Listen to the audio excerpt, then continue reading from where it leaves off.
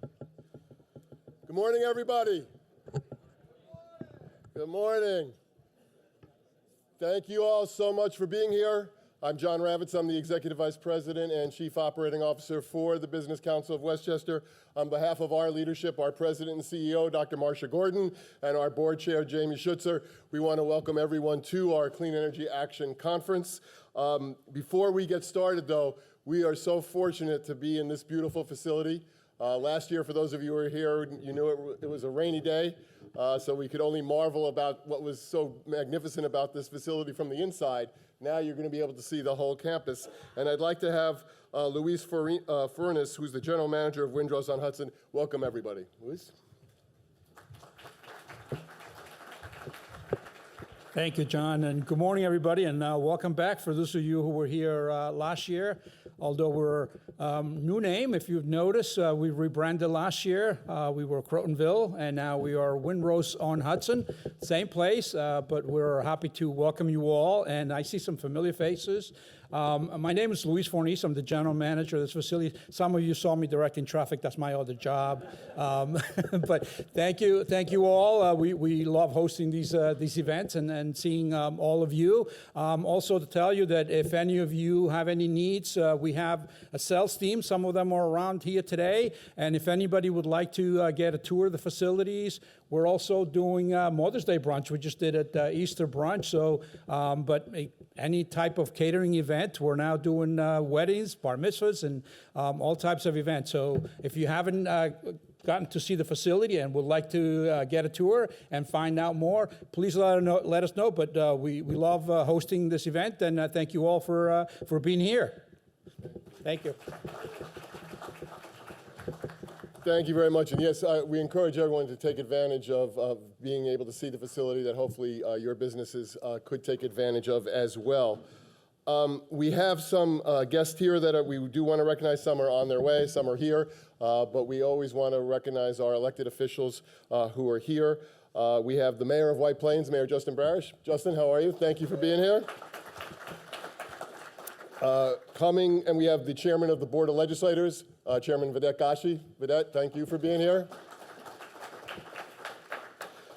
We will be hearing from Mayor Yadira Ramos-Herbert, the Mayor of New Rochelle. We will have Mayor Brian Pugh from Croton on Hudson. We also have our Deputy County Executive, Joan McDonald, who also will be on a panel in just a few minutes. Joan, thank you for being here as well.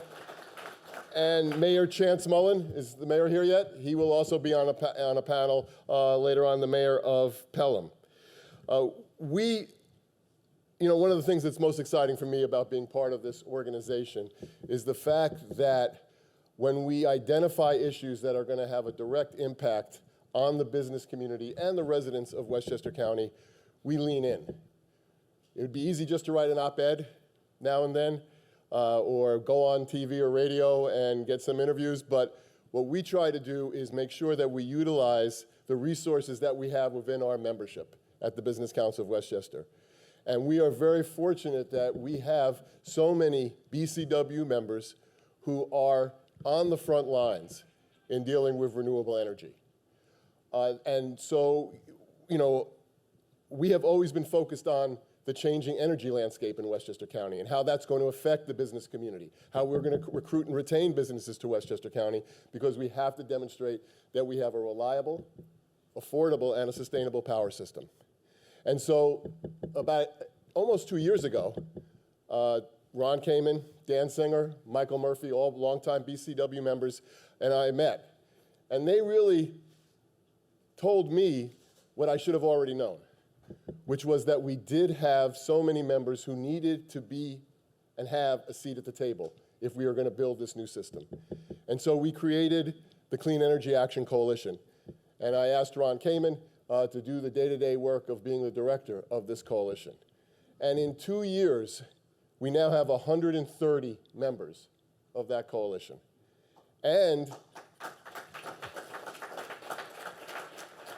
within the coalition now, Ron orchestrates 9 different working groups who have continuously met on a monthly basis on different areas, and Ron will touch on that in a few moments. But we also had one group that was specifically tasked with putting the agenda together for this conference. And the meeting started almost 6 months ago to really put an agenda together that, again, would hopefully give as much new and updated information on what all of us need to know about how we are going to build that reliable, affordable, and sustainable power system. So and thank everybody for being here. I do want to thank the two co-chairs, and you'll be hearing from them both on a panel and up at the podium during the course of the day. The two co-chairs of our conference, Anthony Tony Gioffre, a managing partner at Cuddy and Feder, and Miguel Quintadiela, who's a principal at Collado Engineering. But guys, thank you very much. Stand up.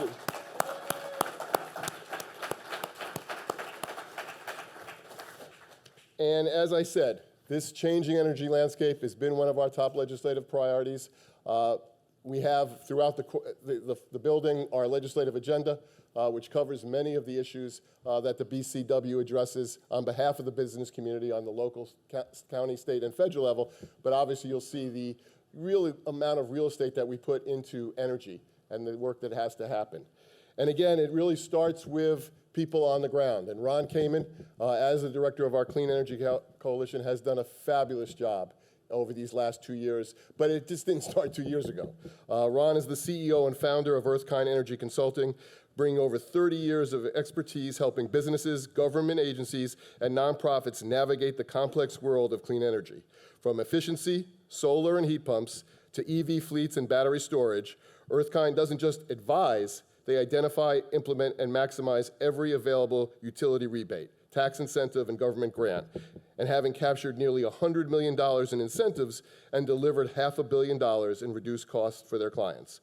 Whether it's a school getting solar with zero cash outlay, a developer scoring several $100,000 in rebates for better equipment they didn't know existed, or a municipality creating a complete fleet decarbonation plan, Earthkind delivers expertise, RIOI tailored to each client's unique situation. When you're ready to capture every available clean energy dollar and create a more affordable, reliable, and sustainable energy system for your organization, Earthkind can help do that. And again, Ron has dedicated his life, his passion, to bringing clean energy to not just Westchester County, but throughout New York State. And I'd like him to spend just a few moments just telling you a little bit about the work that SEEK has been doing. Ron?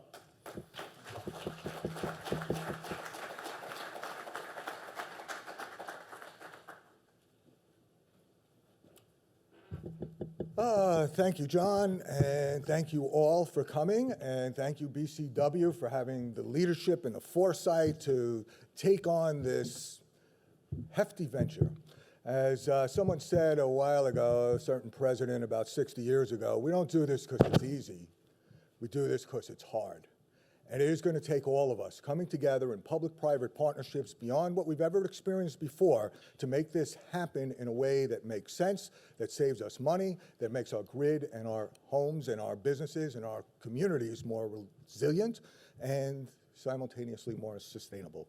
So I'm very quickly going to give you an overview of some of the work that we've done. There's a lot more here. We're just going to touch on a few things that John in particular and I thought were important. But I want to start with one fact, which is like really, to me, very astonishing. New York is a climate state, right? We have a climate law, like one of the few others around the country. You know, though, who's beaten us? 6 times more solar, wind, and battery storage than New York? Texas. Texas. Right? So if they can do it, and they figured out why it makes sense economically and resiliency-wise and reducing peak demand, there is no reason why we can't do it. And the people in the room and the people that we bring in are the ones who are going to accomplish it. So real quickly, let's see. Powering change together, affordable, reliable, sustainable, affordable, managing and reducing energy costs, reliable, ensuring energy resiliency and reliability, and the sustainable, reducing particulate emissions and carbon. 130 different organizations, many of you in this room, a lot more beyond here who participate in some way, shape, or fashion. We need all of you. We need everybody in this room. We need your brain power. We need you to come together to make this happen. The challenge. So here's a couple of things to just keep in mind. The least cost energy is that which we don't use, right? So that's everything on the efficiency side. Efficiency first, insulation, controls, peak demand reduction, heat pumps, geothermal, all those technologies that make us deliver, like taking a 100-watt light bulb, having a 20-watt LED, same light, 80% savings. First thing, efficiency. Second, the cheapest source of electricity in New York State today comes from the New York Power Authority, and it's fuel-free, inexpensive power, because when we own and maintain a renewable energy infrastructure, nature provides the fuel. That means the water flows, the wind blows, the sun shines, and we get inexpensive energy. No fuel, no charges for the whole supply chain of delivering that energy. It comes from here. And then the last thing, as we look at how we're going to make up and deal with the changing energy landscape, the fastest, lowest cost, new generation source that we can bring to bear in a short term is solar and battery storage. And when you take a look, renewables stand out because of the fact that when you take a look at peaker plants, even natural gas peaker plants, and you look at the cost over time and what that cost us, and then you take a look at renewable energy infrastructure, solar and battery storage, you're looking at dramatic price savings. We have to keep that in mind, and we have to make that happen as we're dealing with affordability. All right, so this chart was done. This is a really fascinating thing to me. Today, we're media-wise being apparently overseen by the National Energy Secretary, who is announcing a new gas line, and et cetera, great. Can debate whether we need it, don't need it, how it's going to work, what's going to happen, but this chart is from the independent system operator. These are the guys who run the grid in New York State. They help figure out and make sure that we have the energy that we need when we need it. And this chart, just think about this for a second. Electricity is directly tied to the price of natural gas. This chart says it more than anything else that I've ever seen. As gas prices fluctuate, our electricity prices fluctuate. One of the reasons we're dealing with affordability issues in the state and across the country and across the world right now is because we're heavily reliant on natural gas, and that's driving the price of everything. And then you take a look at, okay, well, we're using more electricity. Our electricity usage is up. Con Ed has some of the highest usage last June in particular of all time. You take a look at the increases because of all the different things that we're electrifying, all our computers, our phones, cars, HVAC systems, et cetera. Electricity usage is up 20%. What the ISO came out and documented in October that we had flagged in June last year was that we're going to be short. We were lucky last year to come out of it. We're short almost 3,000 megawatts during peak period times right now. Got that? We're short. That's Indian Point and a half, okay? Indian Point was 2,000 megawatts. Take Indian Point, add another half of Indian Point. We're short 3,000 megawatts. And then we have extreme weather events, right? And that's making everything worse, right? So we saw last year all these different flooding events. We saw emergencies being declared. We saw the county executive saying the biggest issue that's facing the county is all the flooding. Because when flooding happens, what can you do? You can't go out. You can't do things. The businesses got to shut down. You have electric power systems that are shutting down.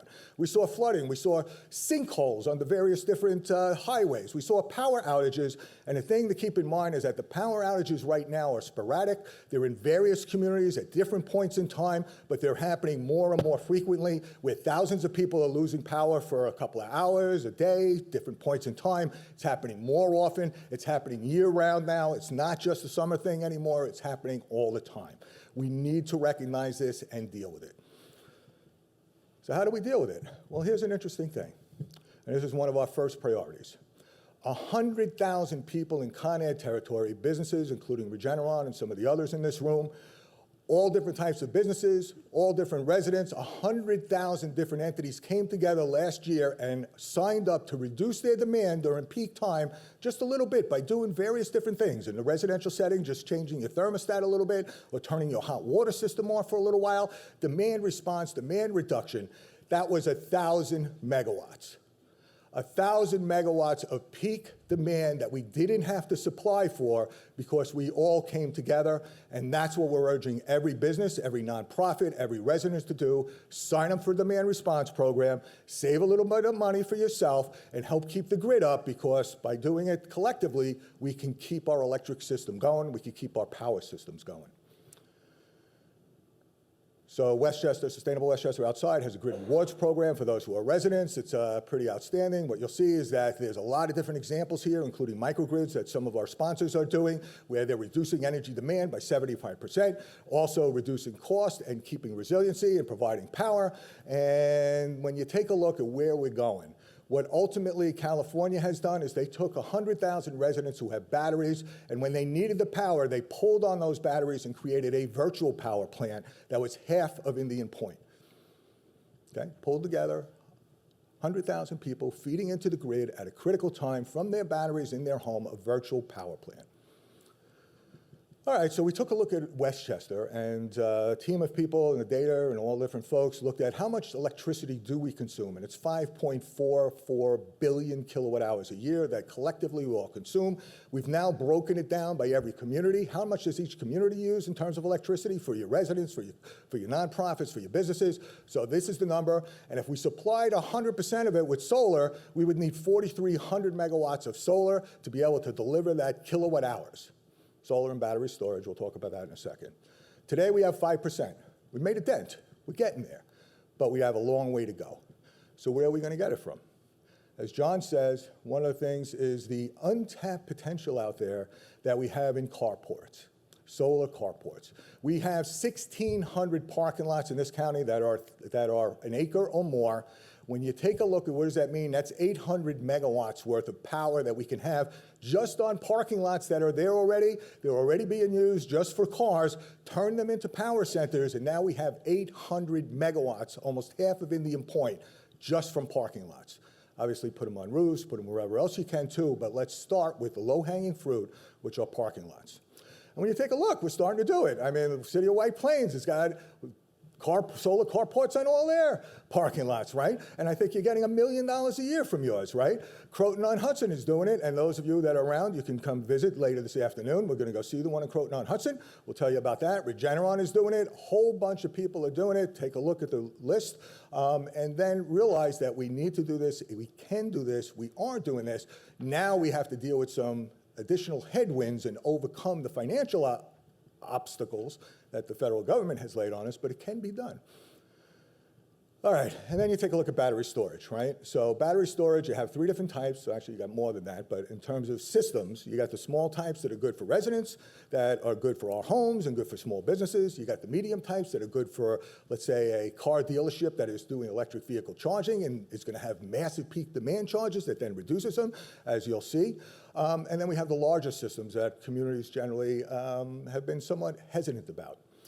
And when you think about battery storage, there's been a lot of things in the news, right? Main consideration, is it safe? We've heard of some fires, et cetera, et cetera. We could talk about fires. Actually, if you go to the battery energy storage roundtable, you'll find out a lot more from people that are dealing with it every day. But here's an interesting thing, right? So when you take a look, this is a chart from EPRI that came through the EPA before they changed their structure. And what you see is an exponential increase in installations, an exponential decrease in failures. First thing, the technology is improving, the monitoring is improving, the designs are improving, everything is improving. And so the systems that were out there that had problems before were few and far between anyway, but now we're getting even less, sorry about that, even less. Second piece, we have communities that have been passing bans and moratoriums on battery energy storage because of a lot of misinformation that's out there. And one of the things that we're asking you all to do is to start helping us spread this word that these batteries really aren't a bad thing. They're actually a good thing because they help us develop affordability and reliability and resilience and help sustainability. And we need to get this message out to all the communities, and we need all of you to bring it out there. And then last on this topic, we don't need to be afraid, right? I mean, how many of you got a lithium-ion battery in your parking lot, in your pocket, right? And when you take a look and you take that same technology, you take the cells and you put the cells into a module, and you put the module into a rack, and you put the rack into a system, that's a battery energy storage system. It's the same technology that's in our pockets every day. And not only is it there, it's not only in our cell phones, it's in our watches, it's in our portable phones, it's in our laptops, it's in all different equipment all around our house, it's in our hearing aids, it's in our key fobs. And then you take a look, and you know what? It's even in our kids' toys, okay? So as we're dealing with the misinformation and the fear out there, we have to kind of get our arms around it and let people know that, you know, yes, we have to protect against fire, absolutely. Fire is horrible. We don't want a fire anywhere, everywhere. But if you want to worry about fire, what about the fire that's under your hood every time your internal combustion engine is firing to get to where you're going? What about the fire that's in your furnace from your gas or your oil system burning every day? What about those fires that are controlled? We can control this. We are controlling this. We're monitoring it. We're bringing this out. We need this technology. And there's alternatives to technology as well. And then last but not least, as you look at the heavy-duty sector, one of the things you have to recognize is that it's going to take us decades till we can electrify and get clean, electric-powered, heavy-duty equipment. And so an immediate solution today is renewable diesel. That's fossil diesel, but it's made from renewable feedstock. 75% of California's transportation is now renewable diesel. All right, so what does that mean? It means that with zero infrastructure changes, you can drop in renewable diesel into any tank. You don't have to change the tanks. You can drop it into any engine. You don't have to change anything with the engine, any percentage, any blend. You could do it today, then come back to fossils tomorrow. Doesn't matter, no infrastructure changes, and you could reduce emissions by 80%. And not only can you do it with transportation, but we can do it for the 100,000 homes that currently heat with oil. We can drop it in, reduce the particulate emissions locally, reduce carbon emissions locally today. We don't have to have a transformation. We don't have to have massive investments. We can do it today. And there's a workshop on that today. So the 4 priorities that we have are, 1, reduce peak demand, do efficiency work all over. 2 and 3, fast-track solar, fast-track battery energy storage. 4, use and promote renewable diesel. These are the things that we think we can have a major impact in the short term today that's going to make energy more affordable, more reliable, and more sustainable. And if you want to see the tour this afternoon, you should go at 2:30 over to the Croton-Harmon train station. We're going to have a panel. If you haven't seen it in your program, you should. And in a moment, we're going to move to a couple different pieces of the program, and then we're going to have Show Me the Money, Unleashing Incentives. We're going to have Power Through the Storms with affordable, resilient energy and stormwater infrastructure, because when the stormwater overwhelms our infrastructure, what can you do? And then there's going to be breakout groups, and that's where we really want to hear from you and have you interact with these moderators who are experts in their field, but need to hear from you and develop a plan about next steps. Everything from climate-smart communities to stormwater resiliency and financing, workforce development, renewable fuels, battery energy storage, and passive buildings design. And AIA credits for those who are architects, you get a credit for showing up. So, thank you.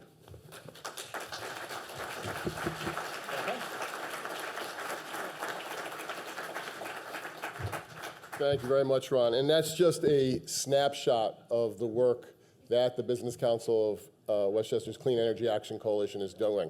As I said, there are 9 working groups that are continuing to raise and the issues that you saw in Ron's presentation, but more importantly, come up with the solutions. And look, folks, we're going to need all your help because, as Ron showed you on that slide, we do have communities that are putting moratoriums and bans on battery and solar.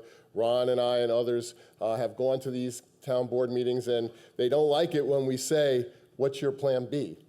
Because they really don't have a plan B, and we need to give them the plan B. And one of the things that's going to make it easier for us to do that is the partnership we have with our county government.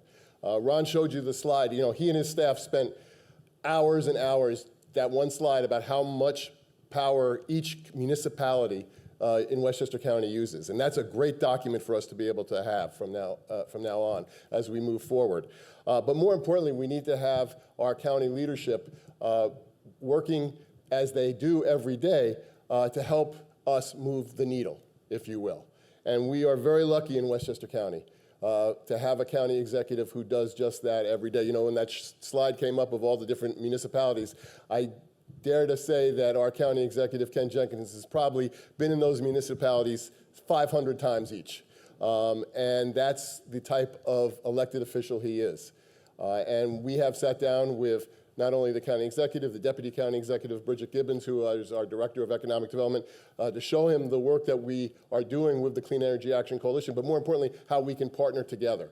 And that partnership is as strong as ever. So we're very glad that our county executive could be here today to give some welcoming remarks. Ken?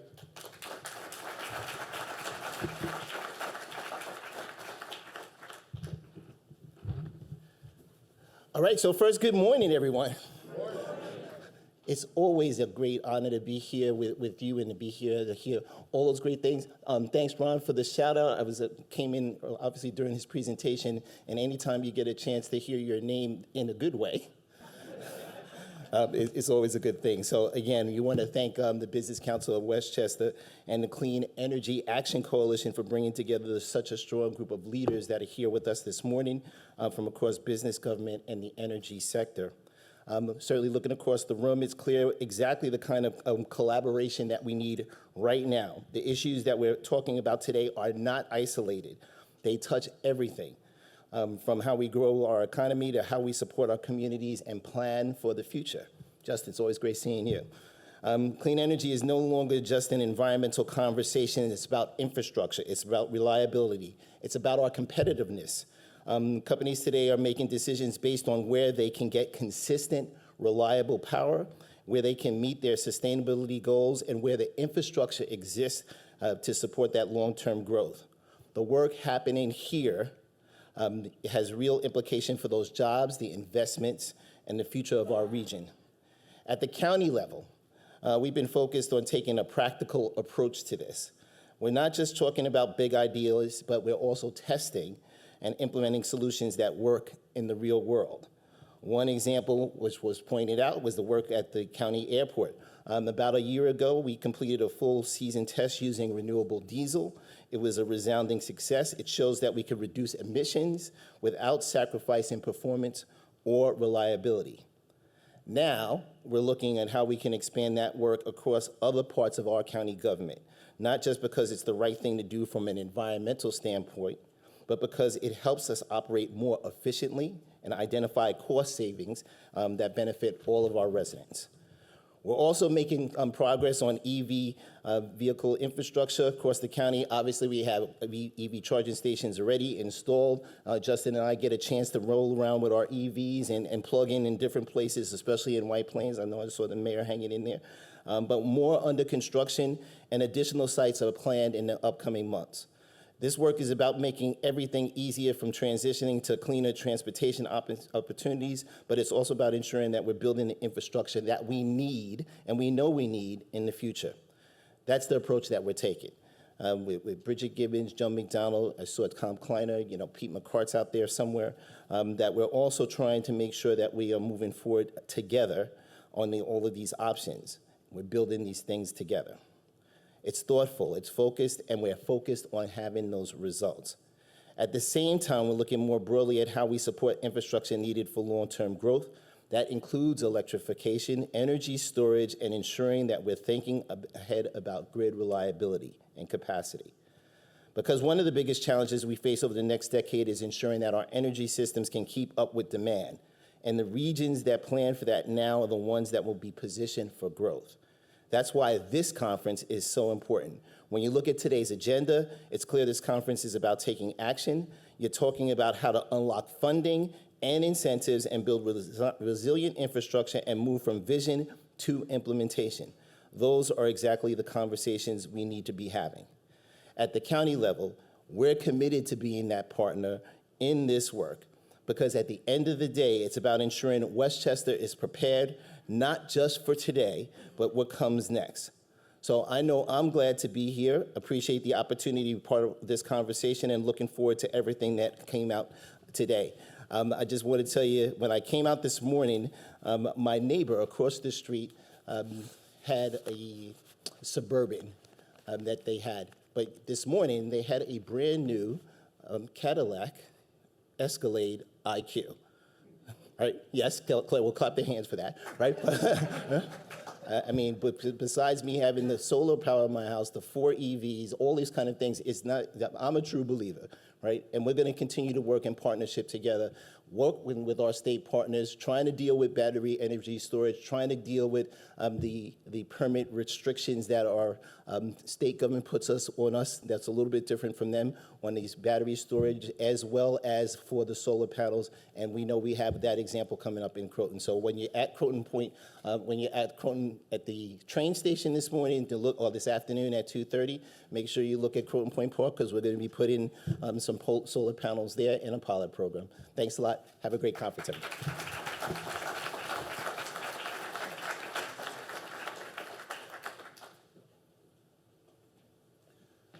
Thank you very much, County Executive Jenkins. And I also do want to recognize Peter McGart from the County Executive Staff, who is a member of our Clean Energy Action Coalition. I would be remiss if I didn't thank our sponsors for today's conference. And without their support, this conference wouldn't be able to take place. We want to thank them all for their commitment and dedication. Let's give them a round of applause. And as you will continue to hear about the work of the Clean Energy Action Coalition, that work just doesn't happen with me calling Ron and say, do it.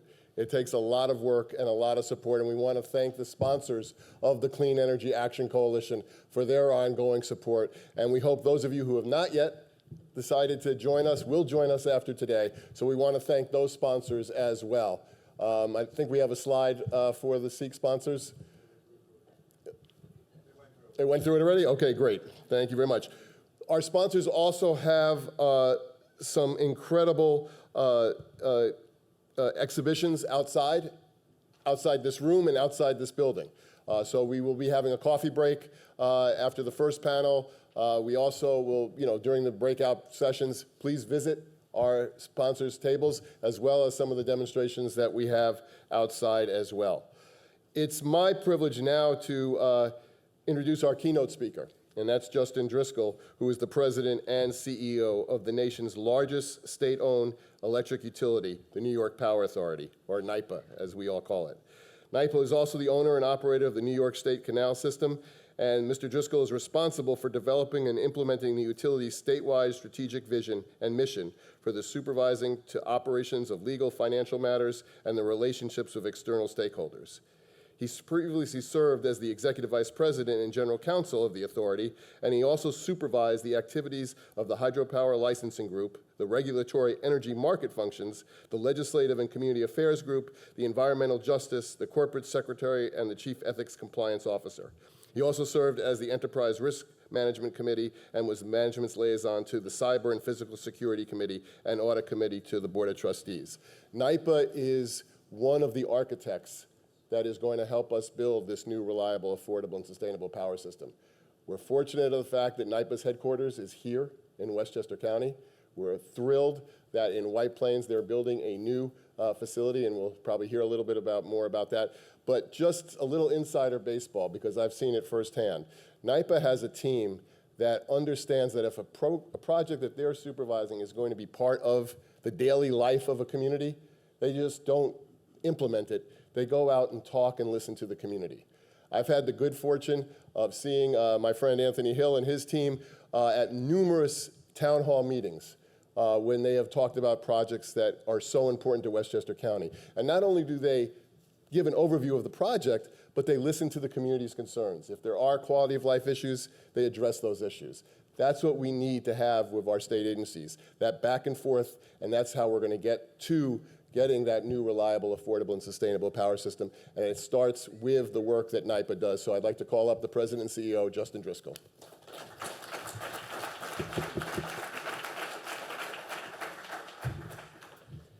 Well, good morning, everyone. Great to be with you all.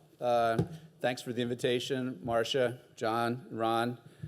John talked a little bit about leaning in and how the Business Council is going to be leaning in. I want to talk to you a little bit about how NYPA is going to lean in as well, and maybe address some of the issues that Ron raised in his remarks. So on behalf of Governor Hochul, it's a great honor to be with you today here at the Business Council of Westchester, which is such an important anchor for the nation, for the region's business community. And it's great to be with you to speak about energy infrastructure, which is where we spend a lot of our time in the county and in the state. So we've heard a little bit about the problems we're facing across the country and here in New York State. Communities and policymakers are watching the energy landscape closely. And what do they want? They want reliability, affordability, and sustainability. And the decisions that we're going to make over the next few years will shape the grid for decades to come. As many of you know, and has been mentioned, the New York Power Authority is responsible for much of the energy infrastructure that powers New York's power generation and transmission system. And we're operating it at a moment of really rapid change with electrification, increasing load growth in transportation, climate-driven grid stress. So I want to talk to you about 4 pillars or 4 areas of focus that NYPA is leaning in on today. First, we're working on strengthening our transmission backbone. We're looking at building new renewables at scale, utility scale renewables. We're looking at embracing additional sources of clean, firm resources like advanced nuclear. And we're investing in our people, in our communities, including doubling down on our commitment to this region with our move to our new White Plains office. So speaking about transmission and the grid, you can't modernize an energy system without modernizing its transmission backbone.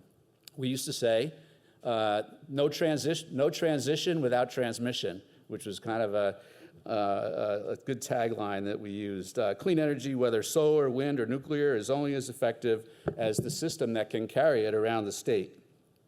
So let me start with one of the biggest transmission investments New York has seen in many years, Propel New York.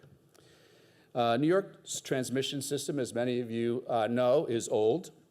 Most of it was built before the 1980s, and it was not really designed for today's need with a lot of distributed resources and a decentralized grid that we're working toward. So demand is rising quickly. Extreme weather is putting stress on aging infrastructure.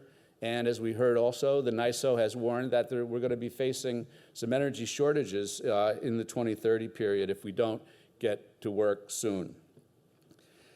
All this underscores the need for major transmission investment now, and that's exactly what Propel New York is. It's a major underground electric transmission project that connects Long Island and Westchester. It's a core infrastructure project that will upgrade and benefit the entire state's transmission system, and it's also a project that's fully aligned with our state climate goals. We're building about 90 miles of new transmission, which is not an easy task, running through a lot of communities in Nassau County and in Westchester County. It's a significant investment, and it's a foundation for meeting New York's energy needs for decades to come. And with a lot of the work that we're doing, both on transmission and on the generation side, we're doing it in partnership with the private sector. We're doing it in partnership with an entity called New York Transco. We're combining our own, both of our strengths to the project, and it's been a great project that we're really excited about. It includes submarine cables across Long Island Sound, as well as land cables, and 3 new substations around the region. We expect construction to begin later on this year, and we expect it to be in service by 2030. So what does Propel New York mean for Westchester? The lower Hudson Valley is expected to face reliability challenges, as Ron mentioned, as soon as 2030, and Propel is designed to address some of those issues head on. By strengthening voltage support and reducing the need for emergency procedures caused by extreme stress on the grid, we can ensure that businesses and residents have a steady supply of power. Congestion on our current transmission line drives up prices. You may not know that as part of your bill can sometimes be a congestion charge for an overburdened grid. And Propel New York is targeting those bottlenecks so we'll have better access to affordable energy and more price stability. Reliable infrastructure is a game changer when it comes to attracting new investments in healthcare, life sciences, clean tech, and advanced manufacturing. When we build transmission infrastructure, the benefits apply across the economy. And for every dollar that we spend on transmission, it brings in about $2.40 in economic activity back into the region. Building transmission lines also supports good-paying local jobs, everything from skilled trades to engineering and operational roles. And we're already working with local schools like New Rochelle High School and Mount Vernon's STEAM Academy to prepare the next generation of energy professionals. The transmission line will cover about 9 miles in Westchester, running through Yonkers, New Rochelle, Pelham, Mount Vernon, Eastchester, and Bronxville. And we're being thoughtful about the route, using existing rights-of-way where we can as much as possible to minimize disruption in communities and the environment. And every decision is guided by the goal of keeping costs reasonable and being sensitive to what matters most to residents. We're using a combination of underground trench construction and trench methods, such as the horizontal directional drilling to protect sensitive areas in the communities, and this technology has been proven and has been safely used in residential neighborhoods really since the 1970s. So let's talk about what this project actually means for all of us here in Westchester, its businesses and residents alike. First and foremost, we're bringing more reliability, as I mentioned, to our energy grid. This means fewer outages, less chance of sudden emergency curtailments that nobody wants to deal with and that have the tendency to raise prices. Hospitals, employers, families at home, everyone wants to have stable, dependable service. On top of that, we're building real resiliency into the system with bidirectional lines, so we'll have redundancy in place and the power can flow back and forth from Long Island to Westchester. And really one of the drivers of the project in the early years was the fear that there would be too much power coming onto Long Island when we were planning on 9 gigawatts of offshore wind coming into Long Island, and being able to get that power off Long Island and distribute it up into the rest of the state to provide grid stability. With 2 gigawatts of offshore wind still coming online and with upgrades on Long Island, this is still a major driver for the project, but it provides the resiliency benefits across both Westchester and Long Island. On top of that, we're tackling those wild price spikes that hit when the grid gets congested and during extreme weather events. Just last June, a heat wave, during the heat wave, which drove up energy prices to close to $2,000 per megawatt hour compared to the, I think, $70 a megawatt hour on Ron's chart, if you can picture that. During certain hours, that congestion will be addressed in part by this project. And by easing these bottlenecks, we're keeping costs, again, stable and predictable. Now, let me talk a little bit about how we're engaging with the communities. As John mentioned, our work in communities is critical to our success. And since last year, our team's been out in the community. We participated in 70 events, and we've had direct conversations with 4,500 stakeholders across the region. We're making sure everyone has a chance to be heard about the project and how it's going to run through their community, but most importantly, the benefits that the project will bring to their communities. That means mailers, webinars, newsletters, and a dedicated hotline so folks can reach us anytime with questions or feedback about our work. And we're proud to stand with unions, environmental advocacy groups, municipal leaders, business organizations that support this project. And I want to give a special thanks to the Business Council for your partnership and strong support of the project. The bottom line is that Propel New York is about keeping New York and Westchester competitive, resilient, and affordable for what our future brings. This is a once-in-a-generation modernization effort, and we're strengthening reliability, fueling economic growth, and making sure our energy system can meet the needs of every business and every resident in Westchester. And it's the foundation of everything that we do and what everything depends on. Transitioning over to our renewables work, Propel New York addresses reliability and congestion challenges that affect Westchester every day. But reliability, of course, is only one side of the equation. To deliver the full picture, reliability and clean energy, we have to build enough and more renewable generation. And that's why our overall renewable strategy that we launched last year is important. NYPA's most recent renewables strategic plan includes 45 utility-scale renewable projects and 146 smaller-scale ones, altogether totaling about 5.5 gigawatts of generation. And that's one of the biggest clean energy portfolios of any public power organization in the country. Projects are added, updated, swapped out, taken out as markets shift.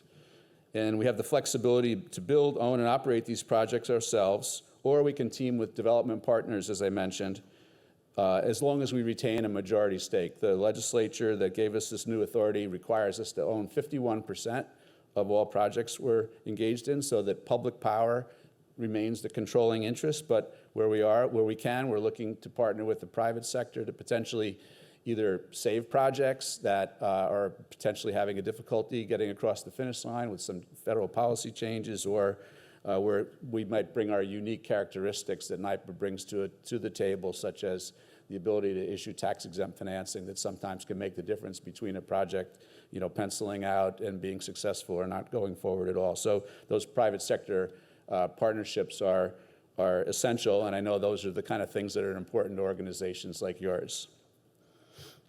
So the strategic plan is just a breakdown, a mix of the projects. Most of them are solar, as you can see, followed by storage with some wind, onshore wind, no offshore wind in the portfolio, but onshore wind kind of rounding out the portfolio. And we're continuing to see continued momentum on clean energy projects and renewables. To Governor Hochul's credit, she was able to get Empire Wind and Sunrise Wind back on track. And those projects will deliver nearly 2 gigawatts of offshore wind onto Long Island. Propel will be critical in moving that around Long Island and into Westchester.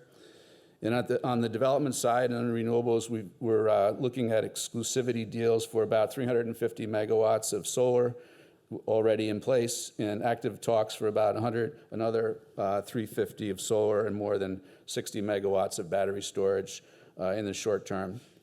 And Westchester will see direct benefits when clean energy generation is developed statewide. Obviously, more power on the grid statewide means more reliability for us here in Westchester. And one other project that's coming online very soon that we're not involved in, other than one little last mile or so of it, but the Champlain Hudson Power Express that many of you may have heard about. This is the DC cable from Hydro-Quebec in Canada, bringing hydropower from Canada directly into New York City. That project is supposed to be energized later this year. And interestingly, we're going to own the last couple miles of it and connect it into the Con Ed system. The project goes into a converter station that they built, but then we'll take the power from the converter station and bring it in to the Con Ed system. So just another example of kind of the unique ways that NYPA supports the broader energy system and our transition. Moving on to solar and storage in the pipeline, I want to zero in on solar for a moment. We had a slide, I think Ron had a slide on carport solar. I want to plug the NYPA carport solar, which is one of the largest in the US right now. It's a project over the long-term parking lot at JFK Airport. If everybody's ever parked in the long-term lot, you know how big that parking lot is. So we're putting carport solar across the whole parking lot, 12 megawatts, 6 megawatts going to power the air train, and the other 6 megawatts going to the surrounding community. So it's a great example of a project that both benefits the airport and the community. We're in a prime position to kick things into high gear, moving quickly from procurement straight into construction. And now we're negotiating with an additional, as I mentioned, 60 plus megawatts of battery storage in the pipeline. And as we also heard, battery storage is critical for grid reliability. It helps smooth out ups and downs of renewable energy, manages peak loads, and especially important for areas like Westchester, where the grid can get constrained. And here's another example of battery storage projects. The federal tax credits, which are expiring for wind and solar later on this year, are going to remain in place until 2033. So we're seeing a real refocus and shift toward more battery projects because we will have the benefit of those really rich federal tax credits until 2023. Moving on to financing and some of our accelerating tools. We've pre-qualified 95 renewable and storage developers through an open request for qualifications. This allows us to accelerate procurement and reduce time from conception to construction. We've also built a talented team internally, and we've secured critical tax rulings. We stood up a new business structure, created a subsidiary, developed a portfolio of project opportunities. And this is the moment to accelerate, to get shovels into the ground. As I mentioned, try to safe harbor and take advantage of as many tax credits as we can on the wind and solar projects before they expire. And to back up our ambition, we boosted our financial commitment to our renewables work from $700 million in our last 4-year capital plan up to $1.2 billion over the next 4 years for renewables work. Governor Hochul has recognized the urgency of this work, and last year she gave us, in the state budget, approved by the legislature, $200 million to help us advance this renewable work. We see that fund as a way maybe to plug holes in projects. Maybe the federal tax credits are going away. Maybe we can take some of that money, what's called the Sustainable Futures Fund is where it came from. The governor's $1 billion commitment to clean energy, $200 million went to us for this work. So we'll use that money to try to, like I said, maybe plug some holes and get projects over the finish line and bring them into operation. We're continue to explore partnerships, acquisitions, using every resource at our disposal to accelerate renewable project development. And as we know the importance of renewables, because they're probably the resource that can be built the fastest and most cost effective, we can't rely exclusively on renewables. And that's why our work around advanced nuclear technologies are now a focus of the authority. As I'm sure many of you read, nuclear is very much back in the conversation around the world with improved technologies and the need for firm 24/7 baseload power that a lot of these companies that are developing and looking to locate here in New York are going to need. And as we know, wind and solar can't do it alone. And with battery technologies being where they are, we still need 24/7 baseload generation, and we want it to be clean generation, which nuclear, of course, provides. And there are massive federal incentives supporting nuclear generation build-out. It's one of the few areas, seems to be bipartisan support around the development of nuclear. And we've seen it already with the federal government's strategic partnership with Westinghouse and Brookfield to begin construction of 10 reactors by 2030, and that shows the scale of what's coming in the nuclear build-out. And as we also saw with the U.S.-Japan partnership and trade deal, Japan is investing $40 billion in SMR, small modular reactor work here in the U.S., and that shows the global shift toward advanced nuclear, toward both the newer technologies around the big reactors that we're familiar with, like the Indian Point reactors that look much different today than they did when they were built, and these smaller modular reactors as well. And we're playing a significant role. We were proud to be designated by Governor Hochul last year, in June of last year, to move quickly toward developing a plan for building out at least 1 gigawatt of advanced nuclear generation in the state. And we're today in the planning and early stage development of that work. We're reviewing developer and community responses that we received to our RFIs. And as many of you probably saw, we were surprised to learn that 8 communities around the state raised their hand and said they would welcome a new nuclear facility in their community. So we're going through the responses that we received from those communities around the state and looking to identify communities, whether they have the right land and topography, access to water, and all that nuclear projects are going to need. Another thing I'm really excited about is our new partnership. We have several in place already, but our new partnership with Ontario Power Generation, or OPG, which is leading North America's move toward small modular nuclear reactors in their development. I was proud to be with Governor Hochul and Ontario Premier Doug Ford as we announced a new MOU with OPG on advanced nuclear.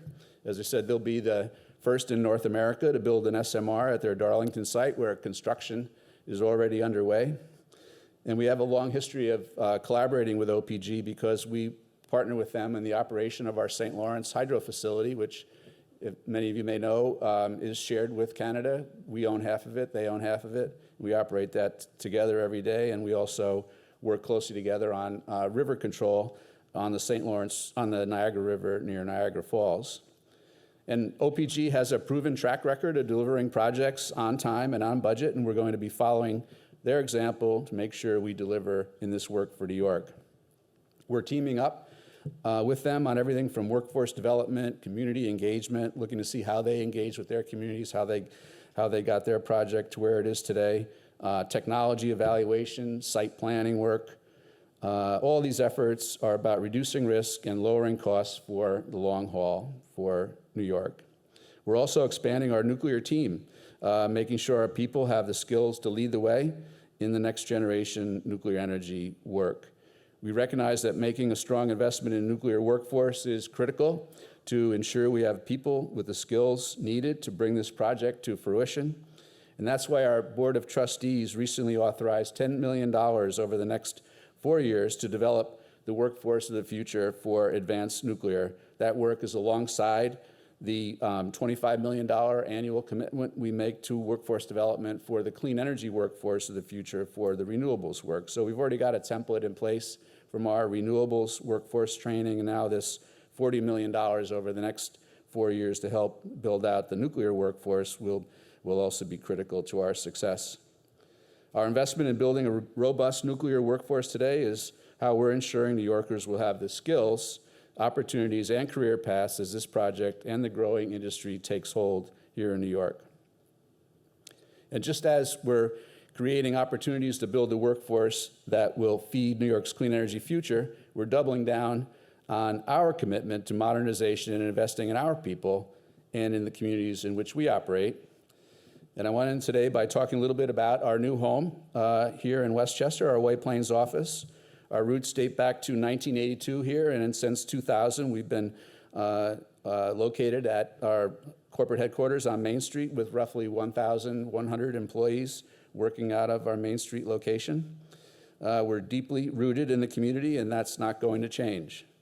And as many of you know, our energy supply customer base right here in Westchester includes municipal fire districts, housing authorities, school districts, and other governmental entities right here in Westchester that we serve every day with our low-cost power. A few years ago, we realized that our administrative offices needed a rethink. We were growing, adding talented folks to our team, and it was time to find a workplace that would serve our needs today and set us up for tomorrow. So we asked our employees what mattered most, and the answer was loud and clear: stay here in White Plains. Easy access to public transit, great restaurants, the local farmers market right around the corner. These are the things that make our everyday work life better at NYPA.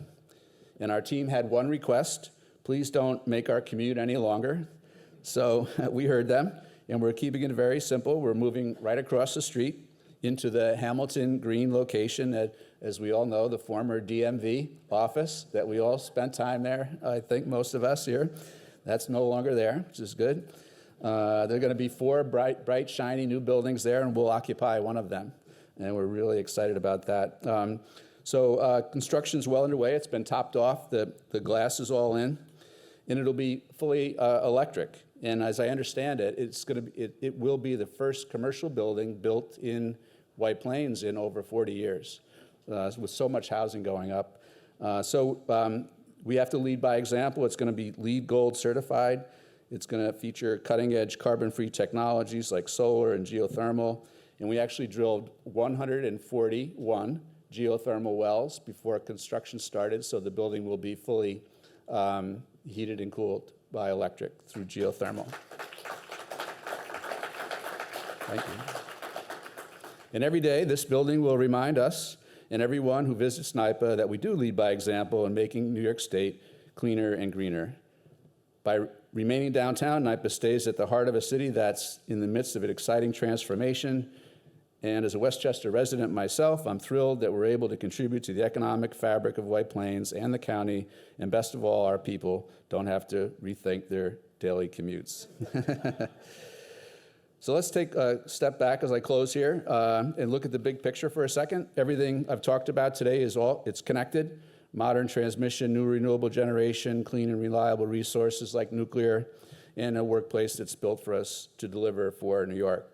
It's all part of one vision, one strategy, and these are the pieces of a single integrated approach that are helping us drive reliability, affordability, and sustainability. And Westchester is critical to these conversations. We're seeing growing demand, a regional grid that's being squeezed, and a business community that cares deeply about keeping costs stable, ensuring that we continue to be resilient. I know you are all invested in this as we are. We're doing this work together to improve reliability and advance clean energy and strengthen Westchester as a place in New York's energy future. New York and NYPA is tackling this work with urgency, discipline, and transparency, and we're modernizing infrastructure, building clean energy at scale, developing a workforce that reflects the communities we serve. And we're delivering, as I said, these projects in partnership with the private sector, municipal leaders, labor partners, businesses, and customers across the region. The next few years will define New York's energy system for decades to come. So we're going to keep moving quickly to build clean, reliable systems New Yorkers expect and deserve. And again, I want to thank Governor Hochul for her leadership in this effort. And I want to thank the Business Council of Westchester for your leadership and your collaboration for helping us drive this momentum together. Appreciate having the chance to lay out where NYPA is, where we're trying to lean in, and proud of the work we're doing, proud of the work you're doing, and want to thank you for having me here today. Thank you.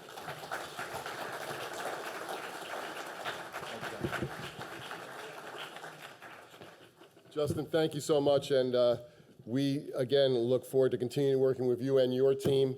For those of you who do have our legislative agenda, you'll see the Propel New York piece in there that we have supported and will continue to support, and other initiatives like that in the future. The Clean Energy Action Coalition wasn't the first time that the Business Council of Westchester has really taken the lead in trying to bring business community and get them engaged in sustainability and energy cost. And under the leadership of Dr. Marcia Gordon, our president and CEO, those programs started decades ago. And I'm going to call Marcia up now to really give a remembrance to someone who was important to all of us, but more importantly was important to bringing sustainability to Westchester County. Marcia?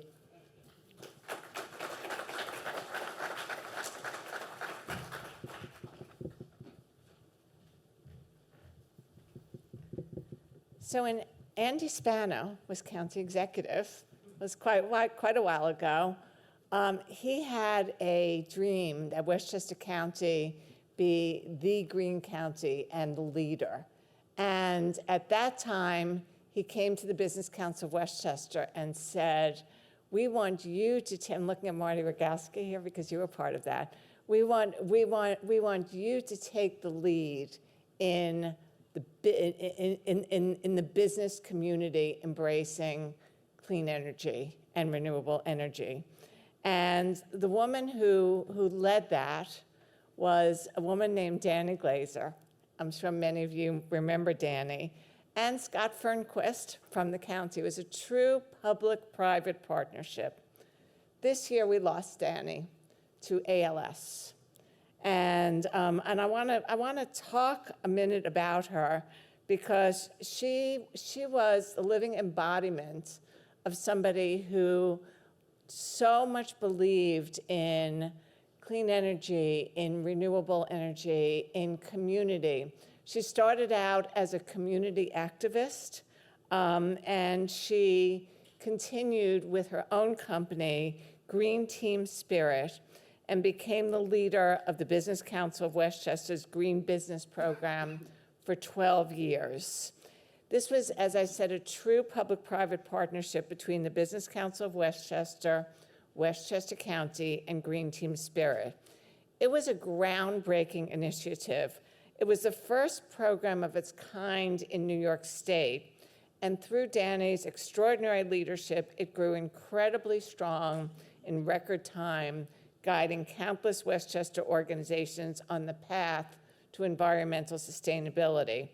Within 5 years, through Danny's determination, dedication, and collaboration with many partners, she developed a rigorous certification process which integrated sustainable business practices into every aspect of an organization's operations and utilized sophisticated tools to measure performance. The Green Business Partnership helped more than 300 organizations become sustainable, expanded throughout New York State, and ultimately it became a national model for best practices. And you have to remember, every one of those companies that became certified had employees who took home this knowledge and utilized these practices in their own homes. Here in the Hudson Valley, Danny built a powerful and sustainable network of certified business members who relied on one another for collaboration, inspiration, and resources. She fostered a true community and teamwork among business leaders, and many of the lessons learned at work, again, into their homes and their daily lives. The Business Council of Westchester, we honored Danny as our 2014 Women in Business Success Hall of Fame recipient.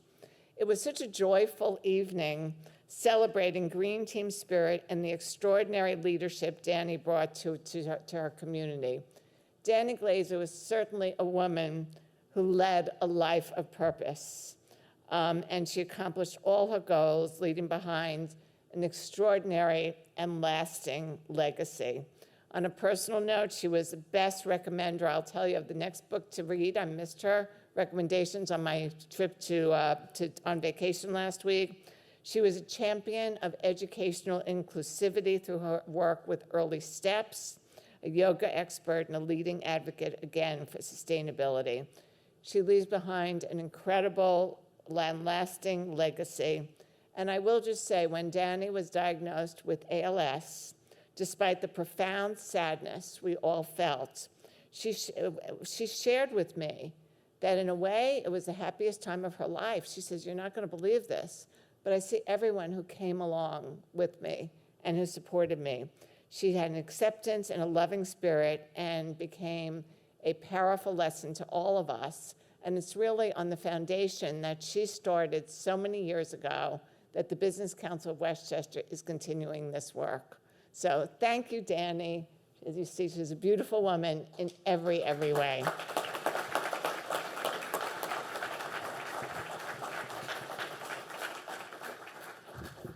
Thank you very much, Marcia, and I echo the fact that Danny was a true leader in this issue. We also lost another environmental leader who was based in Westchester County this year, and that's former Congressman Richard Ottinger. I'd like to call up one of the co-chairs of our conference, Tony Geoffrey, to say a few words, but also to give what will be now an annual Richard Ottinger Award that we'll be giving out at these conferences. Tony?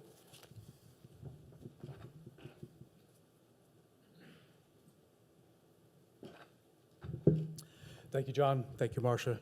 And thank you all for being here. Truly, it's an incredibly important event, an initiative that we're undertaking here, and I do thank you for being here.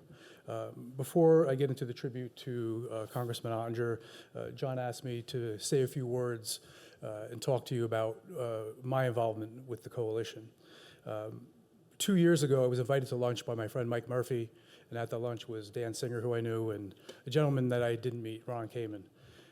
You've heard Ron, he's a wealth of knowledge, and I literally call him the Clean Energy Almanac. He's a walking almanac, and he's forgotten more about clean energy than I can ever profess to learn. And at that lunch, they introduced me to this idea that they had and talking about what became the coalition. They talked about what they wanted to achieve. I had a lot of questions, they had some answers, and we shared some ideas. I also shared with them some thoughts that I had, things that we could do, things that structurally could happen in order to make this initiative take off, some ways to get some early wins. And it was a really interesting lunch, really, really nice time. They said, "What do you think? You like to be involved?" I said, "Sure, okay." And I left the lunch, went back to my office, and I really reflected on the discussion. And I realized that this needed to be something I needed to be involved in. This wasn't a me problem. This is a we problem. This is something that we all need to be involved in. We all need to participate in this initiative. And if we don't do it together, we're going to be facing challenges. We all need to participate in order to achieve an affordable, resilient, reliable grid. So I became involved. I became the co-chair with Leo Wegman of the Model Local Law Committee. We did a lot of work, educational components. We prepared a white paper on myths and facts of battery energy storage, solar, talked about ways that we can get out to communities, and started to plan for the first conference. And last year's conference was a resounding success. But after that conference, I reflected back again. I said, there's still so much more that we could do. There's so much more that we need to do. So I had a conversation with Ron, had a conversation with John, and I spoke to my partner, Ian Nichols, who's here, who you'll be presenting later, and we decided to double down our commitment to the coalition, double down our commitment in terms of investment, as well as our commitment in terms of resources and time. And I'm proud to say that we are now a founding member and presenting sponsor of the coalition and this conference. And I'm confident that you're going to have a fabulous conference today, that you're going to learn a lot of good information, that there will be certain aspects of this will be extremely valuable to you. And my call to you is that if you do find something that is valuable, please get involved. Just don't come to the conference and learn some good things. But if you have time, resources, and the ability to commit, please join the coalition. Please participate. We have 10 committees. We have another conference in a year that we're going to blow out this one. So really would like you to invest as much as you can. So thank you again for being here.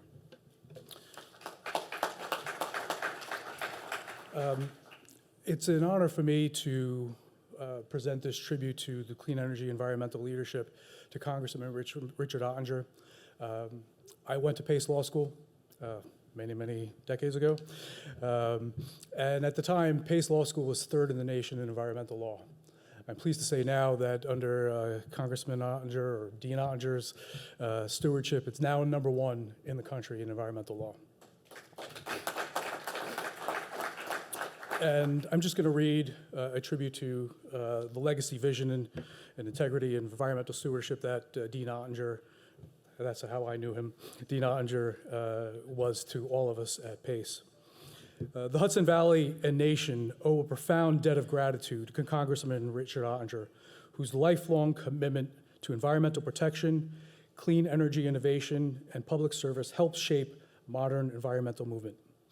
During his tenure in the United States House of Representatives, Congressman Ottinger emerged as one of the earliest and most effective champions of environmental responsibility. He recognized that protecting natural resources was essential not only for ecological preservation, but for economic resilience, public health, and national security. Long before renewable energy became widely accepted, he advocated for solar energy, energy efficiency, and sustainable energy systems. His foresight helped legitimize clean energy as a national priority and paved the way for policies and markets that continue to accelerate the energy transition today. His leadership was especially transformative in the Hudson Valley, where he played a vital role in protecting the Hudson River and strengthening environmental awareness throughout the region. He empowered communities, institutions, and policymakers to recognize their responsibility to safeguard the environment for future generations. Following his service in Congress, he founded the Pace Energy and Climate Center at Pace University, creating one of the nation's leading institutions for environmental and energy law and policy. Through education, mentorship, and institutional leadership, he ensured that his impact would extend far beyond his own lifetime. Congressman Ottinger's legacy lives on in cleaner air, protected waterways, advancing renewable energy, and generations of environmental leaders he inspired. His life demonstrates that principled leadership grounded in science and public service can create lasting and meaningful change. And with that, I'd like to present to President Krisloff, if you'll accept this on Dean Ottinger's.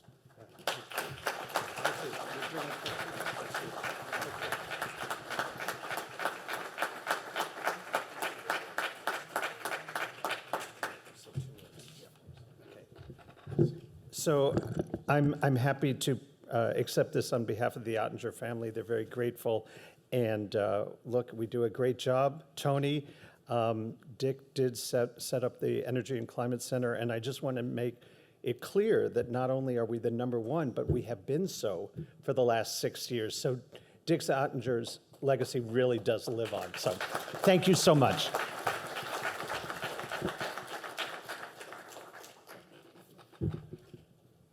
Thank you, President Krisloff. And we, again, every year at this conference, will be giving out the Congressman Ottinger Award to organizations that are following his legacy.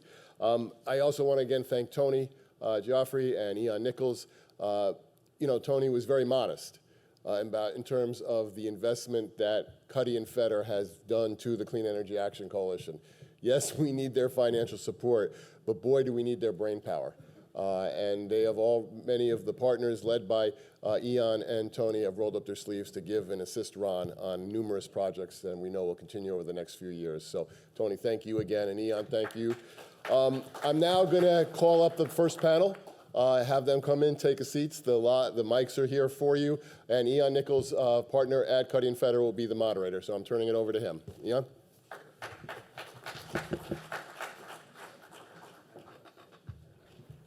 All right, thank you, John. Do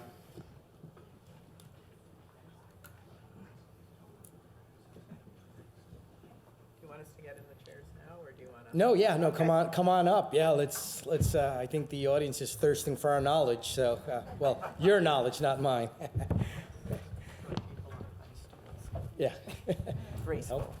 Yep. Great. Awesome. Good morning. Thank you, everyone. So I guess we don't. We have about 50 minutes for this panel before our break, so we'll skip the introductions. I think you can kind of see who the panelists are back there. We'll get right into the meat of the discussion. What we want to do is frame this discussion around financial incentives, right? So you heard a lot about a clean energy. You heard the speeches this morning, but a big component of this is the A, right? The affordable. This is all great, but how are we going to make it happen? How are we going to finance it, right? And that's kind of what we're going to try to focus around. So what we're going to talk about first is the financial incentives that exist, what a wish list would be to really make this a reality, make it happen in terms of financial incentives. We're going to talk about the hindrances that are out there. And then we're going to talk about the tools that we have where we can chip away at those hindrances to really make the reality of clean energy, fruitful and as my partner Tony said, really helpful to all of us, right? Because it's not a me, it's a us problem, as he said. Okay, so what we're going to do first is we're going to focus on the financial incentives that are here in the Hudson Valley and Westchester County. So, Joan, if you want to sort of take the lead first and talk about what you think is the single most important financial incentive available to Westchester businesses and municipalities right now, and maybe a little bit about why it's underutilized. Sure. Good morning, everybody. In addition to being the Deputy County Executive, I chair both the Westchester County IDA and the Westchester County Local Development Corporation, and we partner with many of our cities who also have IDAs and LDCs. We don't have incentives that are specific for environmental or clean energy, but what we do have are a number of programs that some environmental and energy efficient companies have taken advantage of. We do work with municipalities on offering pilots for any company that is building or rehabilitating their facilities here in Westchester County.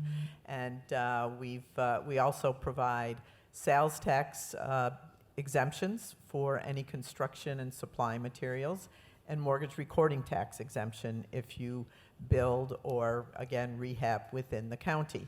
And we've had a couple of good examples. One good example was the relocation of Bird Bus Company up to the town of Cortland, where they built and rehabbed a facility for New York State's 2027 electric bus mandate. And they are a servicing facility for all of the electric bus fleets here in the county to maintain their their rating. So that was one incentive that we get sales tax and mortgage recording tax benefits to.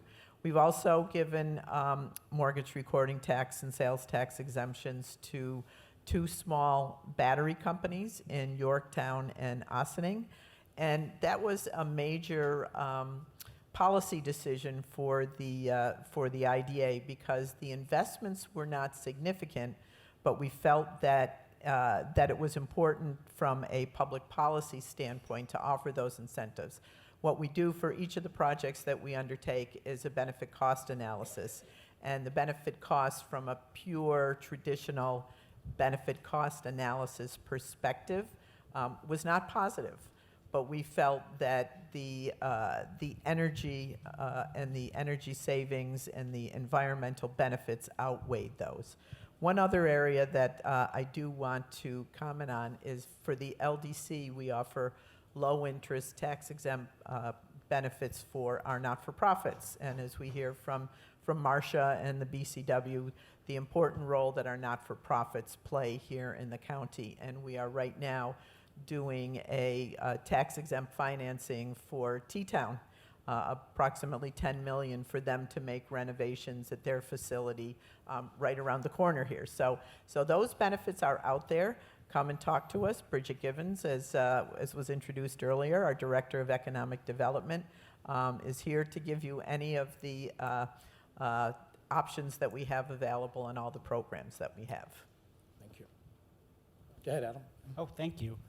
Good morning, everyone. I'm Adam Salgado. I'm the Commissioner of Development at the City of New Rochelle. And we are no stranger to using our local IDA and our form-based code and our Green NR sustainability platform to sort of deepen the incentives that are available to developers in New Rochelle. We specifically work with the CPACE financing and subsidy that's available through the state to increase the sustainability of the buildings in New Rochelle. But another sort of technique that we've been very successful at, in addition to the IDA, which we have used to provide mortgage recording, sales tax, and property tax abatements to projects that meet our sustainability goals.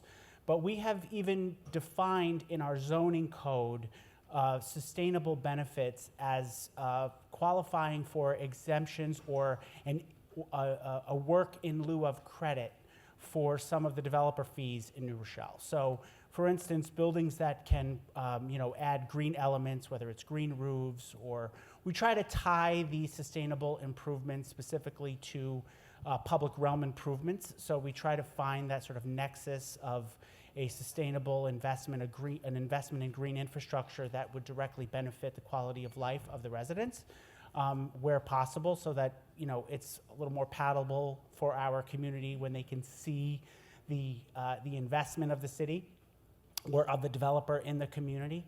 But in general, we have worked through both our zoning and our IDA UTEP to provide a framework for developers to build more sustainably in New Rochelle. Our zoning code requires a LEED ND Silver designation for, as a baseline requirement.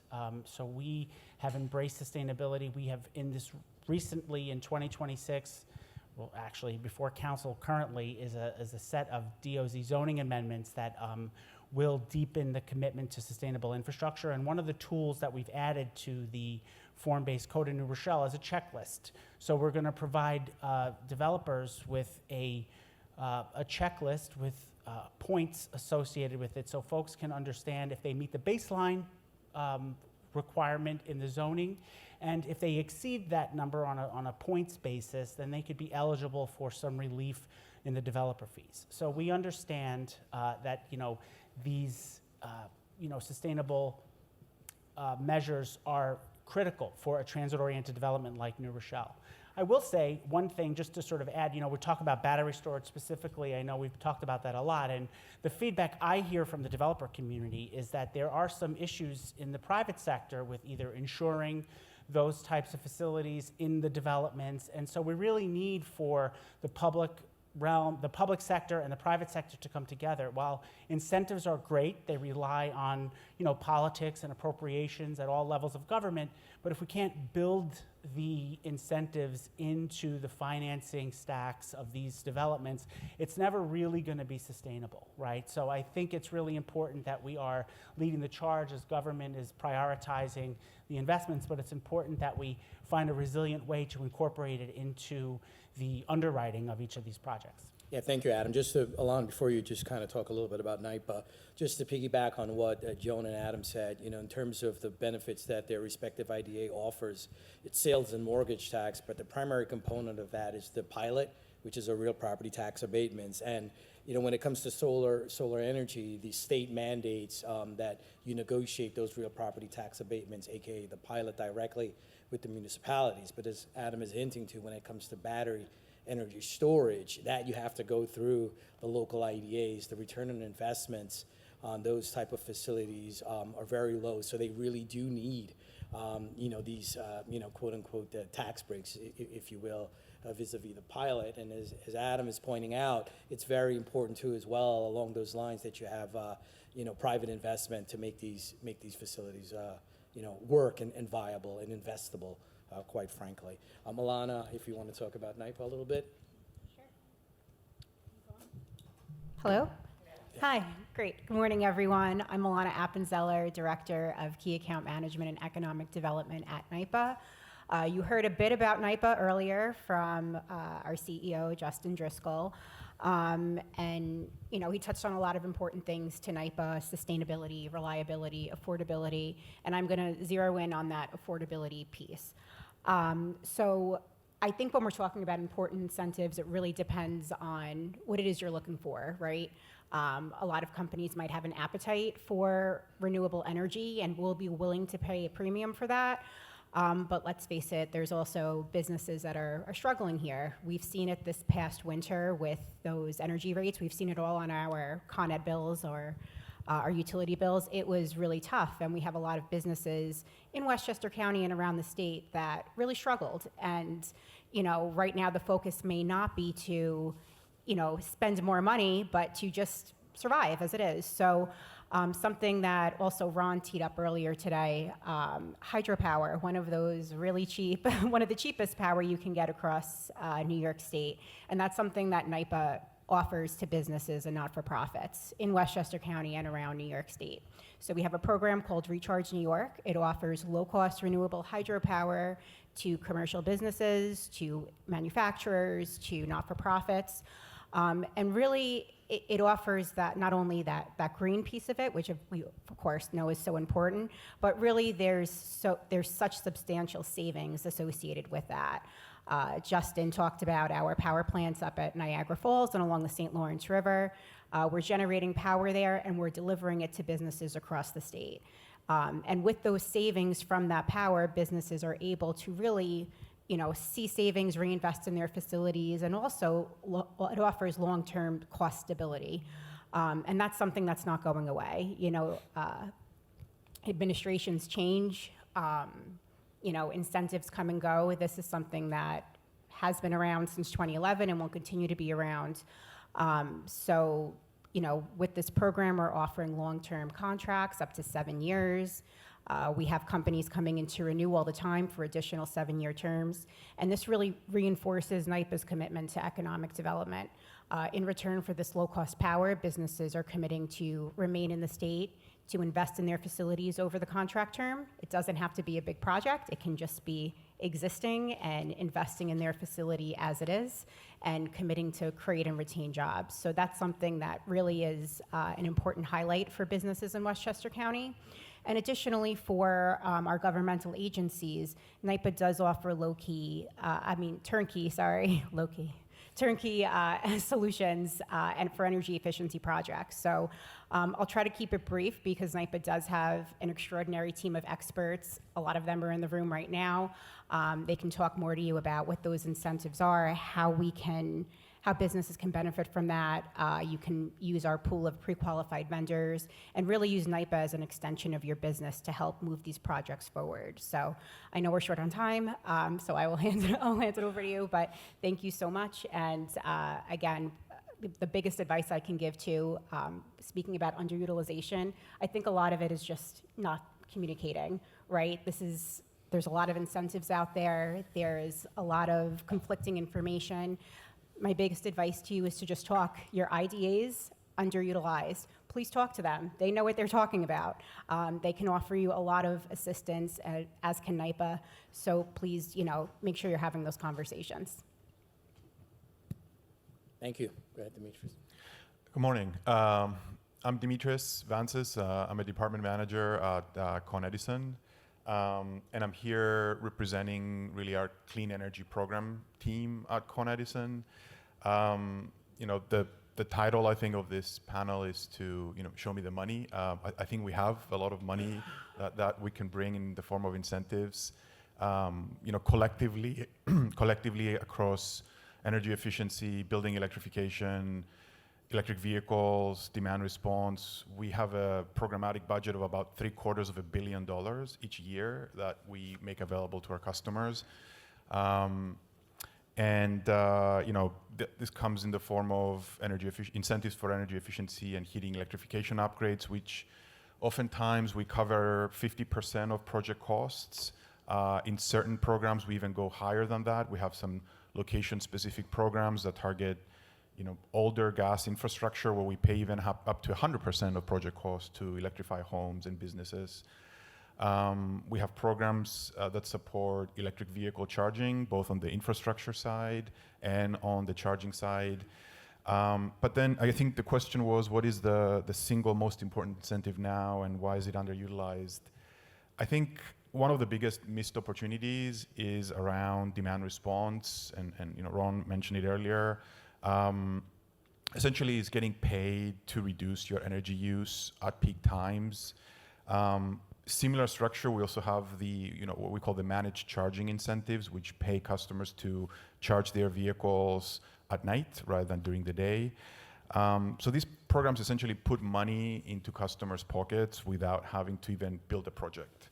You're utilizing existing energy resources and getting paid for revenue during the summer months to reduce your energy use. And I think these programs have pretty robust adoption. Ron mentioned before, 100,000 customers in demand response, about 1 gigawatt of enrolled capacity. On the managed charging side, we have about 30% of all electric vehicles in our service area enrolled, which is nation leading. But still, there's 70% that are not enrolled, right? There's still more to go. And I think why maybe these programs don't have more enrollment is maybe they sound complex, maybe they sound technical, maybe they're not discussed until later in the planning process. We do have resources available for customers. We have third parties that are tasked with helping customers enroll in our programs. We call them aggregators. We have about 36 aggregators in our demand response programs, which can really take a customer from the hand, help them enroll, help them optimize their energy use, help them get paid. These programs really work for us. The incentives work for us. They help us avoid grid upgrades, prevent outages, and then they give money back to customers for grid beneficial behavior. Thank you. So it seems, right, so we said we're going to talk about some of the incentives that exist, and it seems that they are incentives that exist that you could tap into. So as I'm listening to you guys speaking, I'm kind of thinking to myself, like, why we don't see this more prevalent in the residential and commercial sector, right? And that's the hindrance we're gonna talk about and try to figure out how to dissect that. And I think the best way to talk about it is if I could share probably two personal stories, right? So one on the residential, one on the commercial side. On the residential side, my brother-in-law has this nice fancy Tesla. He comes to my house, he drives around. My wife sees it, and she's like, oh, it's great, right? Can we get some charging stations and solar and all that stuff? I said, no way, because as a consumer, I'm thinking it's very complicated to get this stuff, and I get these robocalls from people wanting to sell me all of this stuff, and for me, it's like out of the worldly, and I just don't want to deal with it, right? So if the two of you can, Demetrius, you can speak to that. On the commercial side, and Joan, this is for you and Adam. So we have a client that's a national client that's done a tremendous amount of clean energy across the country, and as Ron pointed out, has a lot of facilities in Texas. And here they come to beautiful Westchester County, and they want to do a facility in a local municipality that I won't name. We go through the process. This was a piece of vacant land that hadn't been used in probably 2 decades, and they wanted to reuse it, create some jobs, and get a storage facility there. We're probably a quarter way through the process, and boom, a moratorium, right? The client's upset. You know, in other states, they don't have this. They refocus elsewhere outside of Westchester County, and they're kind of stopped and trying to, and dismayed a little bit in sort of investing and doing business here. So if we can talk about, you know, relatively those 2 kind of personal stories, you know, those hindrances, how we can overcome them, and if you could speak to that, that'd be great. So, as I think everybody in this room knows, we are an extremely strong home rule state. The county does what it can do. I think, you know, one of the questions you posed to us, Ian, is, you know, what are the obstacles? And let me tell you, when there are obstacles, the county executive and I hear from probably quite a few people in this room what those obstacles are, and we try to do everything that we can to break through some of the issues. But I'm gonna turn the glass upside down and show and give some examples of how Westchester County is a leader and does have the political will in those areas that we can control. First of all, we were the first county in 2022 to take advantage of purchasing green bonds. Every county in the state goes to market once or twice a year for their capital programs, and starting in 2022, we have been buying green bonds, and we have to look for the projects that meet the criteria, and we look for between 20 and 30 million. And we haven't been able to do it each year, but we've got a big bus purchase coming up, so we'll be doing that. And we think it costs a little more, but we are very proud to be a leader. You mentioned demand response.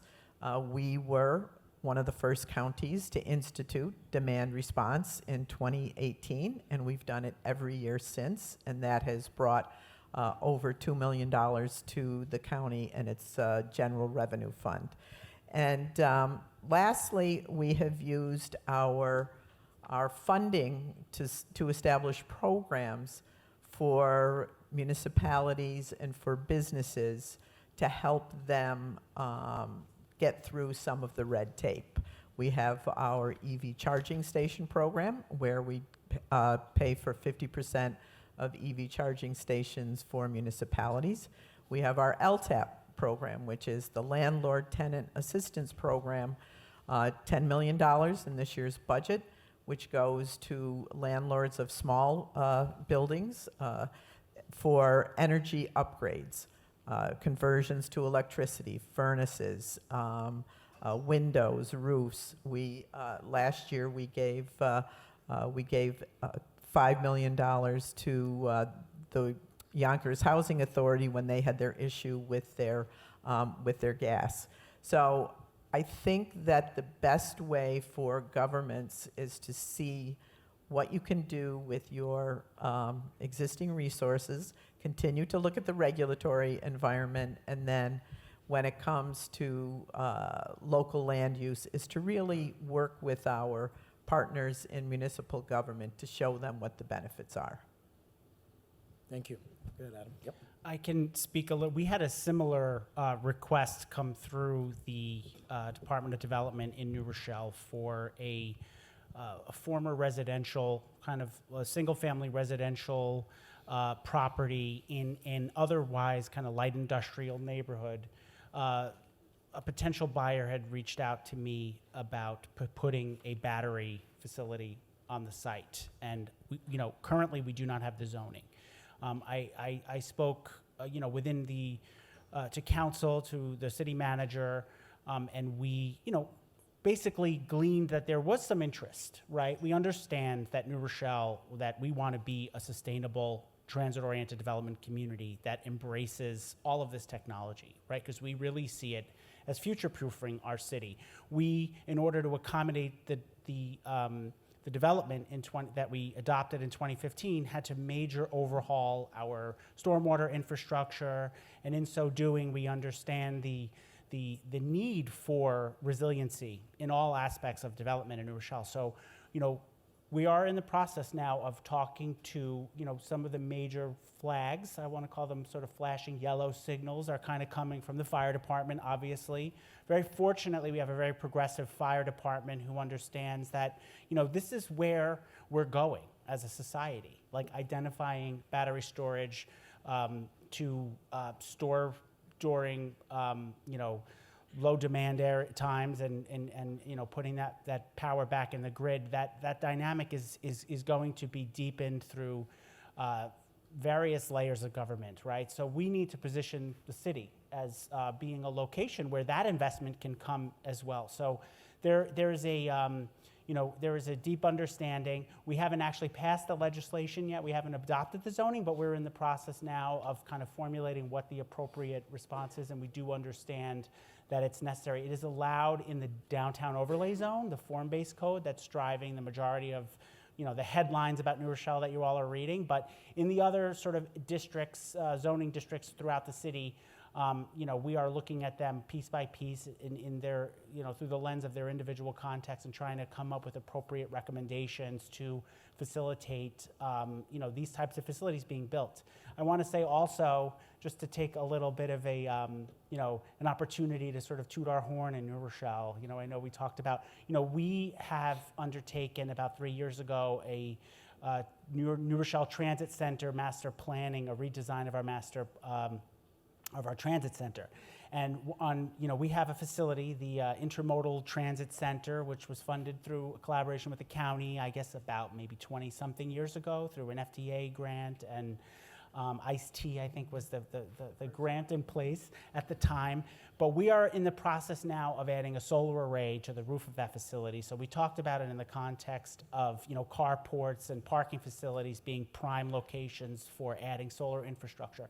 And so our goal with that is to, we got $1 million from the federal government, which astonishingly was not rescinded like our Link grant was, but we managed to hold on to that money, and our plan is to build, phase 1 of that solar array, and our ultimate goal is to make that a completely net zero facility. So we hope to generate all the power and even generate power on the low usage times from the transit center. So it's just something to illustrate how committed New Rochelle is to sustainability and to a resilient power grid. Awesome, thank you. Go ahead, Alana. Sorry, I'm going to fiddle with this every time I have to turn it on. There were just a couple of things I wanted to touch on listening to the remarks being made. I mean, to your point, it is challenging when you're looking for, what am I doing at my house? What am I doing at my business? But there are, other options that don't necessarily mean, spending a lot of money up front. There are things to consider like community solar, PPAs, where you're not necessarily buying the equipment and making a huge investment ahead of time. So I think those are just really important things to consider. And switching gears a little bit in terms of challenges, I know, and I've seen this a lot from large industrial customers looking to come online across the state. I mean, there is a huge wait to actually connect. The interconnection process is really challenging.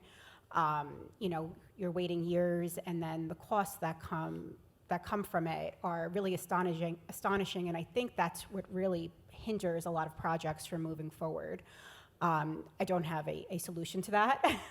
I wish I did, but I think it really shows the need for needing to streamline this process and, make it more accessible. I mean, the queue just for New York State is tremendous. We have so many projects looking to come online, but also if you look at the dates of when they submitted, they're many years old. So I think, unfortunately, a lot of them die on the vine for that reason. So I think that's one of the biggest challenges that I've seen for some of these projects moving forward. Absolutely. Yeah, I mean, and maybe just before we go to Demetrius, if you can talk a little bit, what do you think, would sort of, you would say, one of your biggest solutions to that? Because, you know, in sort of the work that we do in commercial real estate, we do see that, right? And Adam hinted to it earlier, where there is a lot of private money, right, behind it. And private money is, you know, time is money, as they say, right? Interest rates go up 3-4 years. That's way too long. They're on to the next venture. And so the project dies on the vine. But so what do you think, you know, other than sort of streamlining the process that can be done to really, is this a political thing, or is it just a different way of doing it? Can you speak to that? I really wish I knew. I wish I was an expert in this, but you know, in terms of, you know, we've heard our leaders speak on this, and I mean, there has been some improvement. There has been a little bit, but you know, I think it's really just a push. It's a push from all of us here. It's a push talking to leadership around the state to try to find a solution. Again, I wish I was more of an expert on this, but I'm sure there's lots of other NYPA people in the room that could definitely speak more to it. But, you know, and I think, unfortunately, the tides are going to turn where they see this investment leaving, you know, and hopefully we don't get to that point where it's too little too late and, you know, we've lost these big opportunities. But I think that time is coming where a lot of the, you know, this investment is leaving. So, I think we're at that point. We're getting close to it. Yeah, absolutely. Yeah. Go ahead, Demetrius. Yeah, so I think at the beginning of the question you mentioned about some examples of, you know, customers being faced with decisions about their energy profile and, you know, finding it daunting. It's true that there are many options. I think maybe there's 3 solutions that I can maybe reference. Firstly, I think the program landscape, at least that we offer, the portfolio of programs we have, it's tiered. There's more complicated, more comprehensive programs. We also have simpler programs for customers who may be looking for something a lot less, intensive. You know, as simple as a residential customer can enroll in demand response through their smart thermostat. Like you buy a Nest thermostat, you program it, it will give you the option very quickly to just say enroll, and you get paid something like $25 for the summer. Very similarly, if you have a Tesla or an electric vehicle, we have partnerships with those OEMs. You can enroll in managed charging through the app.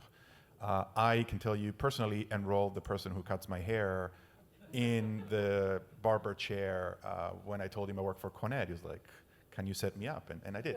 So it's pretty easy. It's pretty easy.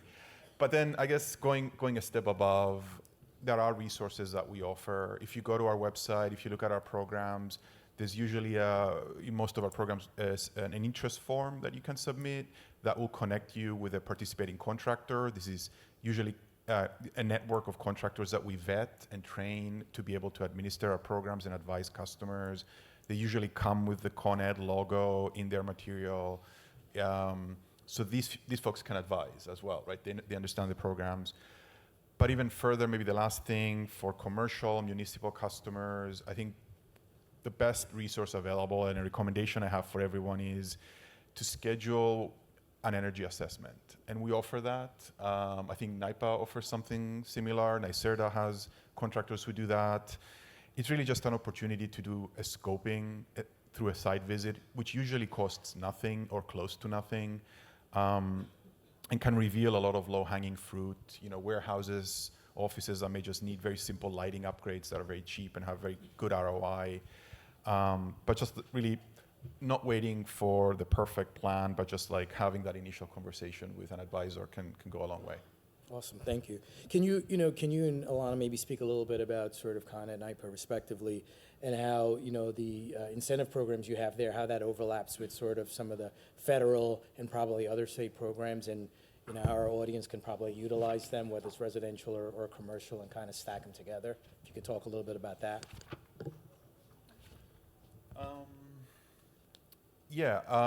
So I think the way that we often think about our programs is that they supplement existing federal incentives as well as financing mechanisms that may exist from NYPA and from other parties. Usually you use mechanisms like from NYPA or CPACE to get the initial financing for a project. There might be technology incentives that are available from the federal government. And then where we come in is with additional operating incentives that support the system and offer reliability to the grid.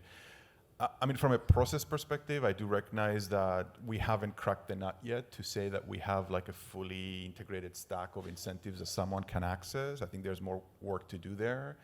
I recognize there are timing inconsistencies sometimes. There's overlap in scope sometimes. There's complicated co-enrollment rules. That's something that we need to keep working on. And on our end, when we design our program, we generally try to consider availability of federal incentives and try to think of the economics as stacking. But those programs often change too, very dynamically, so it's a little bit of a difficult thing to stay on top of. Thank you.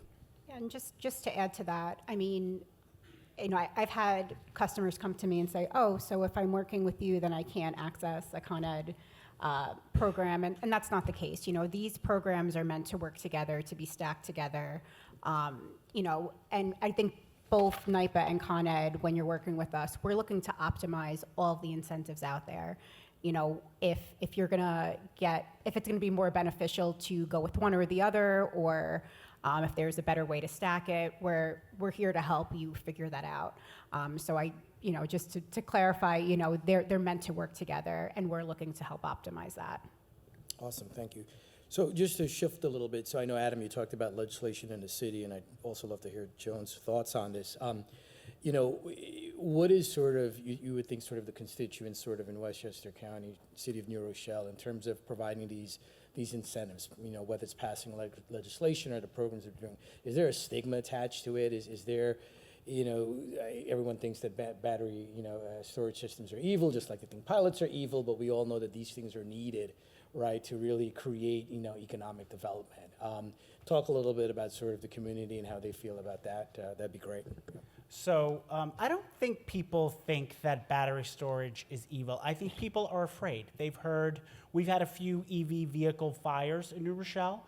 Obviously, when that chemical reaction starts, it is difficult to suppress. And our fire department has gotten pretty sophisticated. Having the right materials and equipment really helps. We now evaluate all of the parking garages in the development for, access to the firefighting equipment, to the firefighters, so they can put out a potential EV fire.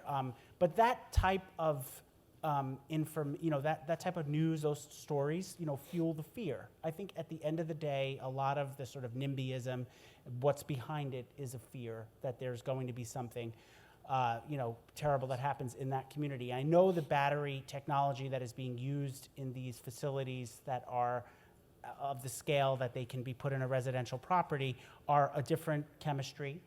They are easier to fight. They're more modular. And so, it's more about education, right? So like having access to Con Ed, to NYPA, to the energy companies. We conducted an EV master plan exercise in the last year to help sort of give us the information that we can disseminate to our constituencies. I think at the end of the day, that's what we're kind of climbing over, is a hill of resistance that's founded in fear. And I just want to say, I think a really great role for local government in sort of kind of knitting all of these grants together, these programs and subsidies is creating a regulatory framework that supports the privatization of the market-based financing of these technologies. Because until it becomes really commonplace in the from the banks underwriting these types of initiatives, it's going to be really difficult for it to sort of take root at scale. So the more normalized it becomes in the private sector, the easier it's going to be. At one point, we're looking at ESG as kind of the corporate model for understanding what the objectives were, what was important. That has kind of changed, right? I don't think we're using that term anymore, but really, I think the private sector needs to come to some kind of a place where they can clearly articulate what their commitment to sustainability and resilience is. And then government, and certainly in a place like New Rochelle, we're ready to create the type of environment and regulatory environment that will support the outcomes that the private capital wants to engender. Absolutely, thank you. No, that's good. I think the best thing that government can do is to communicate, to help people overcome their fears, to show leadership with the programs that we have in place, both from a county operations standpoint and the incentives that we offer, and just to continue to be a leader. I think what a lot of people in the private sector don't fully comprehend is a lot of the work that happens behind the scenes and the conversations that happen behind the scenes. And I'm going to pick up on the Propel transmission line that Justin mentioned. We've been in conversations with the Propel team for close to 3 years. And it's going through 5-6 communities here in Westchester County. And the fact that those conversations started 3 years ago and helped the state, the county, get to the point of moving that project forward. And I think that should not be undersold. It takes time to get things built in this county, in this state, in these municipalities. And you have to do your homework to see what programs are out there for money, for incentives. Work with us on the regulatory environment, and then do your homework. Thank you. I think that's well said, and I think that's the last word, right? Because we're out of time. Awesome. All right. Thank you, everyone. Thank you. Thank you, Ian. Thank you to our panelists. Again, this is information that hopefully you all will send out and spread the word about as well. Before we take a coffee break, I do want to just mention 2 things. We've heard already this morning some of the ongoing challenges that we have in Westchester County and the work that we all have to do in educating and lowering the anxiety level. One of the workshops that will be breakout sessions this, when you can take your box lunch and go in after our second panel is dealing with fire safety and battery storage. So hopefully those of you can participate in that. But you know, we used to use the word NIMBY, not in my backyard. Now we use the word CAVE, communities against virtually everything. And that's the challenge that all of us working together are going to try to chip away at. We are going to take a 10 to 15-minute coffee break. Please visit the exhibitors' tables inside and outside as well, and then we'll come back here for a very important second panel before we do the breakout sessions. Thank you all. But folks, thank you very much. It has been a really, I think, informative conference so far, and we have a lot more information that we want to share with you today. Again, we're going to have our second panel, then another brief presentation, and then we'll have people go get their box lunches, and then we have some incredible breakout rooms. And the breakout rooms are in the back, past where our breakfast was being served and where you can pick up your box lunch. Each room will be, there'll be a sign in front of each room with the various breakout rooms. So if you've registered for one, you'll know where to go. If you haven't registered for one yet, that's fine. Just go to the breakout room that you want to go to, and we'll put that up here as we're ending this part of the conference. But again, when our Clean Energy Action Coalition working group that put the conference together, we had a great panel just a few minutes ago, and our second panel is really talking about power through the storms, affordable, resilient energy, and stormwater infrastructure. I'm going to ask Frank DeFamia, who is one of our partners at Langton Engineering, who's going to moderate this. We have an all-star team for this panel, including 2 mayors from Westchester County, a former mayor from state of New Jersey, and now an assemblyman as well. As a former assemblyman, we are a part of a band of brothers. So we'll call Frank up and the panel up, and thank you all for being here today.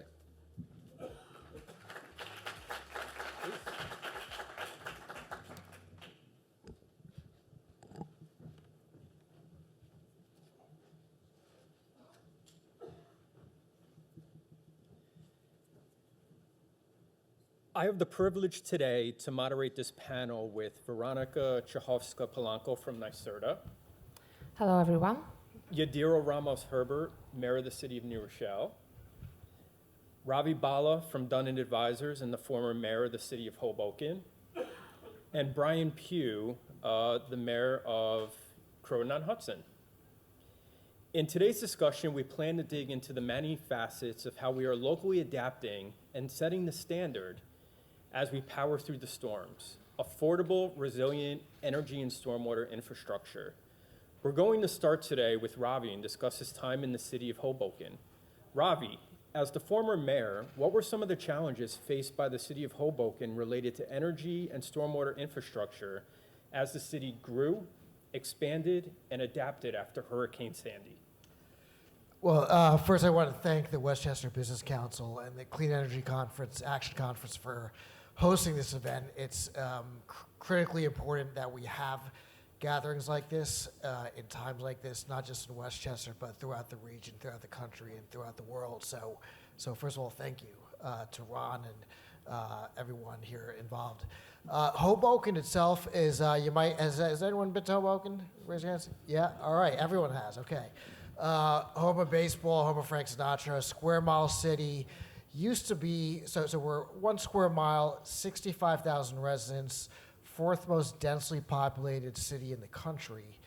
But we're also about 75% below sea level in terms of like the land mass. Hoboken used to actually be an island.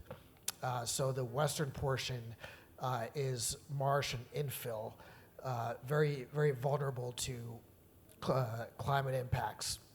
So, our kind of wake-up call was really Hurricane Sandy. That really, from an environmental justice standpoint, impacted people in our housing authority the most because they were in that western portion that used to be an island. We had about 500 million gallons of water breach the Hudson River from the north and the south, filling up the city like a bathtub, with about 80% of the city flooded. And then it made us realize, especially when I read an article in the Wall Street Journal that ranked the top 10 cities that will be underwater in 50 years, Hoboken was on the list. And the reason why we need to take action is because we want to get off the list, right? So the first thing you need to do, at least in my experience, is have a plan. So in 2019, I was in my second year as mayor and adopted one of the state's first climate action plans, which really set forth from both a climate mitigation perspective, which is mostly what we're talking about here, energy, electrification, decarbonization. How are we going to meet those goals? How are we going to meet the goals of the Paris Agreement or exceed those goals, being net neutral and carbon neutral by 2050?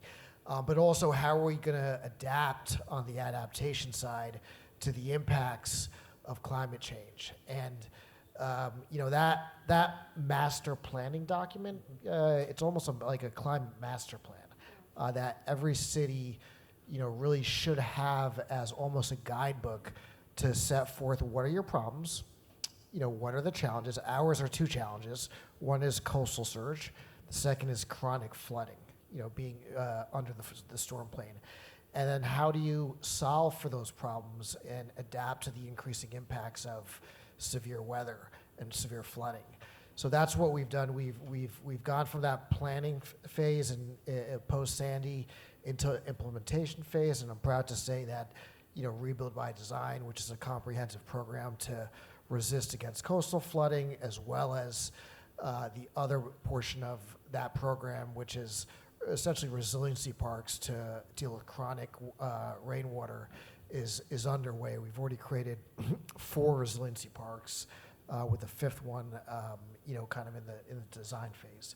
So I think that's how we've really approached it, from kind of like having that wake-up call, and then understanding that we need to adapt if we want to be resilient, if we want to sustain. It's not really for us; it's for future generations to make sure that Hoboken is lasting through the years. Great. On the last panel, Adam Salgado talked a little bit about some of the master planning in the city of New Rochelle, right? And in the last 20 years, I think many of us in this room have seen the city of New Rochelle modernize extensively and very quickly. So what has the city of New Rochelle been doing from a master planning perspective? Sure. So I think there's a couple of different prongs. And with respect to New Rochelle, just shameless plug, modernizing 32 buildings authorized for 11,000 units in our downtown. And I think the city, prior to my term as mayor, starting my 3rd year, recognizing that we'd be opening the grounds and literally building, could weave in some forward-thinking, green, kind of LEED certified, that kind of element to our building, to your point, so that we're building for the future and not so much for now. So I definitely think that's like one node of our effort towards clean energy. Very similar to what you described, New Rochelle is a coastal city, and I would argue, even as a member of council, as mayor, I can't say I thought of myself running as like a green champion, but as mayor, you're responsive to the concerns of your constituents, right? And what I noticed as a resident, and then certainly as an elected leader with more people access, every time it rained, just more the anxiety it was provoking, and the way it was impacting home values, health, financial statuses, and then recognizing that we had to not just sort of respond like hotspot style, but really do a comprehensive assessment. And so a few years we analyzed a few years, like 4 years ago, analyzed all 6 of the watersheds, really getting an understanding of how water flows through our city.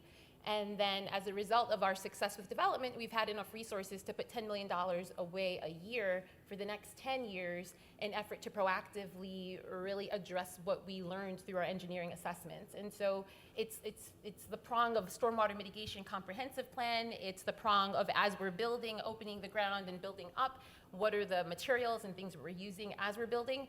And I want to give a shout out to my council colleague, Sarah Kay, who really has taught me a lot around green initiatives and environmentalism. We have a green NR, which I would suspect is similar to your climate plan. And even tonight, we're voting our climate vulnerability assessment. So really thinking about resiliency hubs in the city. And so there's been those I would argue like the 4 tools we're using concurrently or together in parallel as we sort of build the future for New Rochelle. That sounds great. Brian, as we move outside the cities into smaller northern communities, what is Croton-on-Hudson doing, in adaptation and looking at storm resilient climate change and resiliency? Absolutely. So Croton-on-Hudson, in the name, you have 2 rivers. You have the Croton River, and people are probably most familiar with the Croton Dam, which is actually just outside the village, but nonetheless, Croton River, very important for our village and its history and development, as well as the Hudson River. Despite having 2 rivers in the name, flooding is, I would say, not an acute issue. We have stormwater management challenges. We've been blessed, for the most part, not to have true stormwater management crises, which has given us, again, the luxury of kind of being able to prioritize and plan. So one of the few times that I think you could say we had a stormwater crisis was before my time, which was the hurricanes, Irene and Sandy, where we had the issues of our DPW was for a long time located on basically the very foot of the parking lot where we'll be visiting later today, or many of us will be visiting later today. And unsurprisingly, that was vulnerable, and that's basically the worst possible thing to have is the village department that's going to need to clean up and help recover from a storm being the most acutely affected by the storm. And so I was a trustee at the time when we initiated the process of moving the DPW from the the flood zone up and out, actually, believe it or not, just outside the village, kind of adjacent, almost right next, it's basically a neighbor of the dam. Croton-on-Hudson is small, a lot of it is, our surface area is actually water. And so the only suitable space we actually found was just outside the village boundary to get the square footage we needed for a DPW, which I think was part of the reason why it wound up originally being at the parking lot, is the challenges in finding the space to accommodate it. Anyway, so we were able to move that out. We completed that transition just in time for the pandemic. So we opened up a bunch of parking spaces, and then commuting cratered. So that was suboptimal, to say the least, especially because our village gets a huge share, or a significant share, I should say, of its budget from train station parking revenues. Now that also, to use the cliche, crisis and opportunity kind of being conjoined, it created an opportunity for us, which was the opportunity to seriously redevelop the parking lot for a carport solar array, something that we had been looking at for a long time. You can find it in various planning documents going back 20 years or more. But for a variety of reasons, the pieces never fit together. And then they did, especially because we actually had the urgency of having this kind of medium-term, possibly long-term budgetary headwind because, parking is still down now, well below its pre-COVID peak. So we undertook this project beginning in 2020. You'll be seeing it today. So it's 6 years later.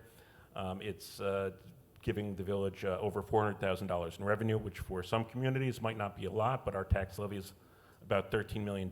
So it is meaningful for us, and it has enabled us to stay under the cap.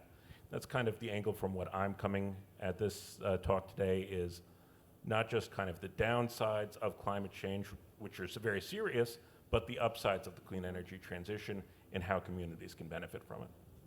Great.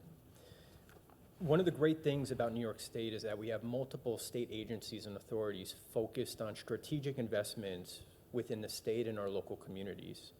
Luckily, we have fantastic representation today from New York Power Authority and NYSERDA in attendance.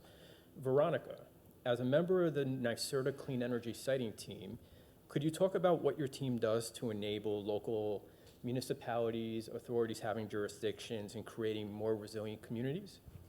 Absolutely. Thank you so much. It's a privilege to be here. Thank you, Ron, for inviting me. It's a great initiative.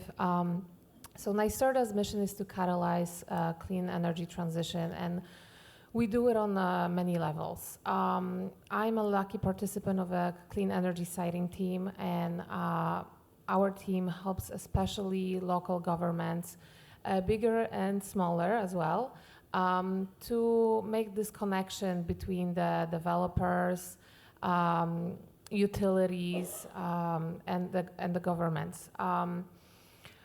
What's important to know that NYSERDA also we were talking about finances in the previous panel, has a vast amount of different incentives and programs. So if you would like to, you can look at it yourself. And my siting team is just a drop in the ocean, but a very important drop. And we're really trying hard to educate. We're educators. We feel like we're the enablers, hopefully. We come to different municipalities. We have town hall meetings. We speak to the first responders. We speak with different departments in a particular town. We speak to communities.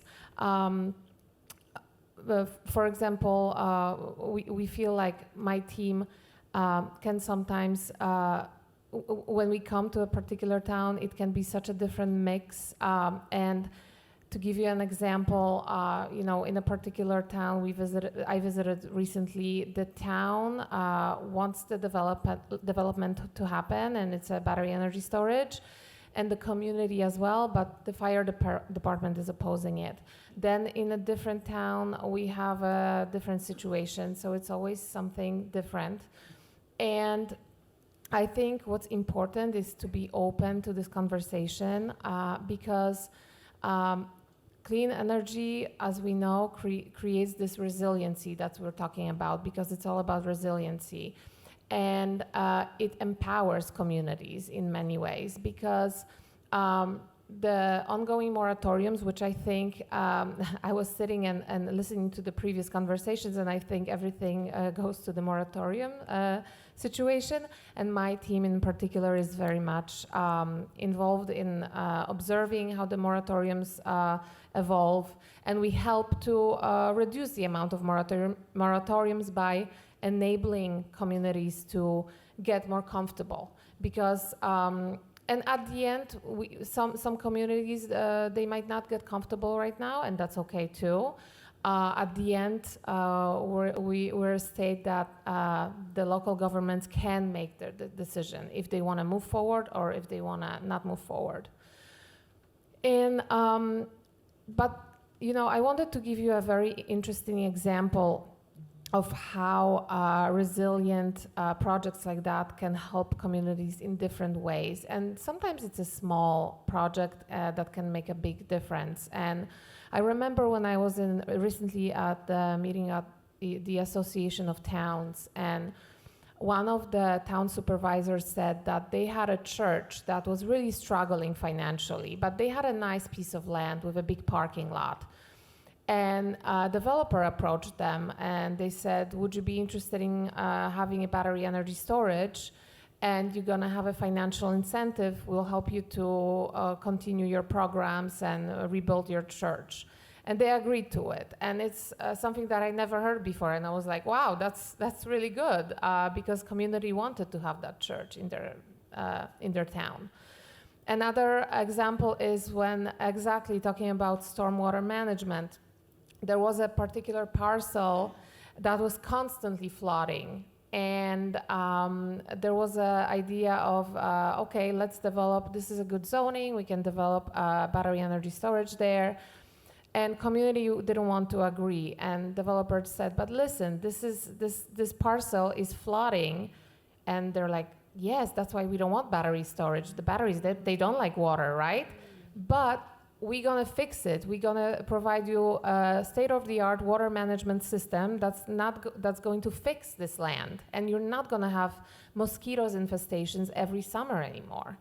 So these are the solutions that you can piggyback off from when you have these type of developments. And also I wanted to invite anybody who would like to speak with me about my team and how we can help you, please approach me later. I can talk about it forever, so.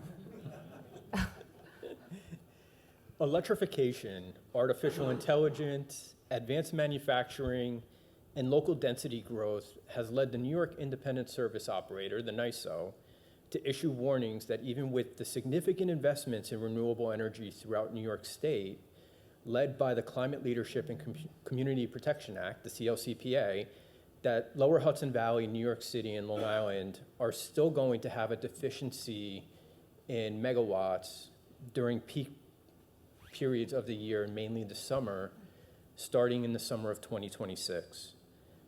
How are each of your communities adapting with balancing load growth, demand-side management, and the insertion of local alternative energy resources?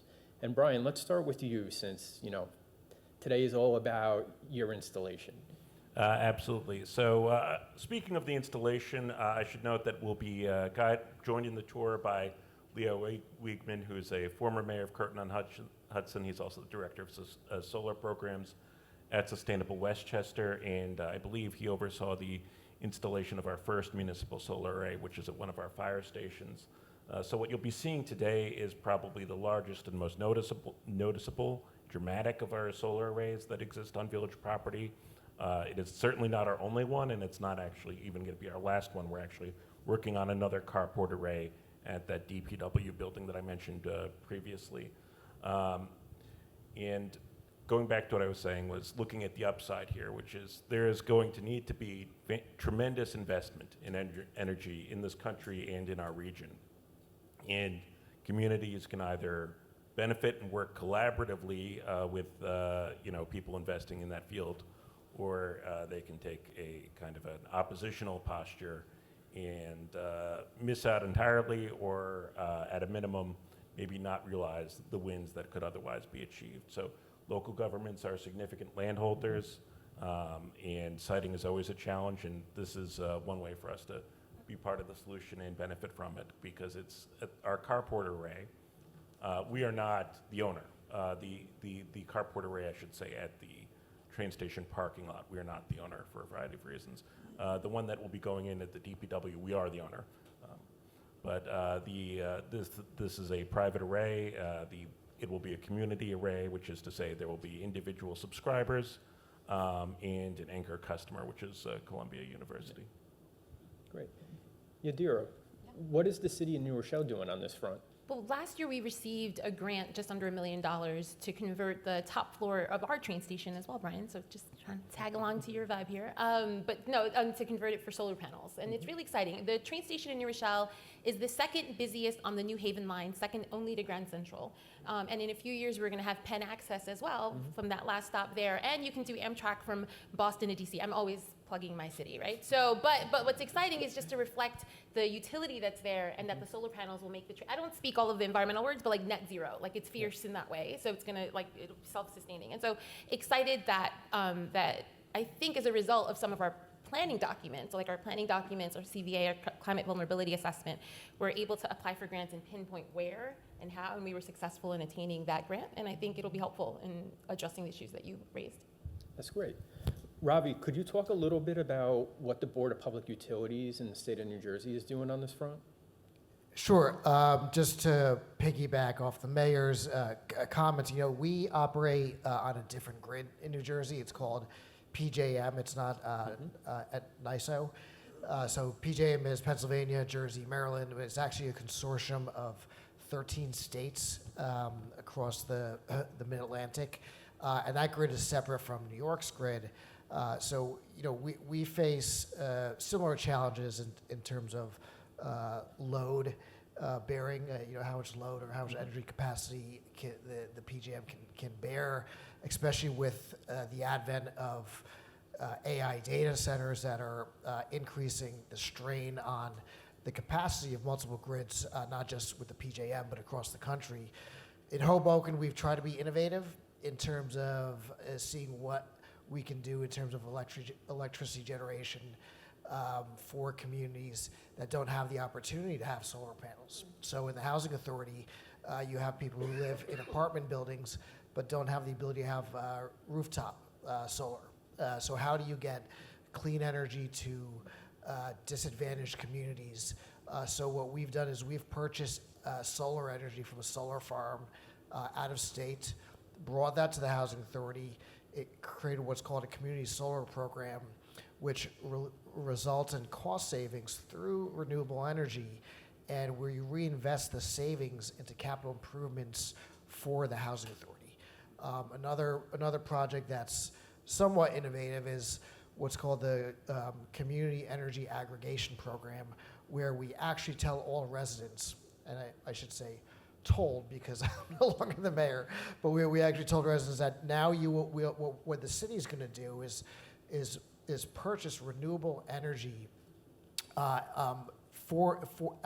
a baseline for any distribution within your homes, and you actually have to opt out if you want to go to PSE&G, which is our provider, and have whatever they might provide, which has been mixed results. When the energy markets are such that renewable is a better option from a financial standpoint, that program works. Although we've had challenges when the markets fluctuate and the cost of renewables is not sustainable for the program.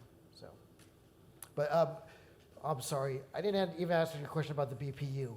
Governor Sherrill, our new governor, has signed 2 executive orders. One is to freeze utility rates across PJM.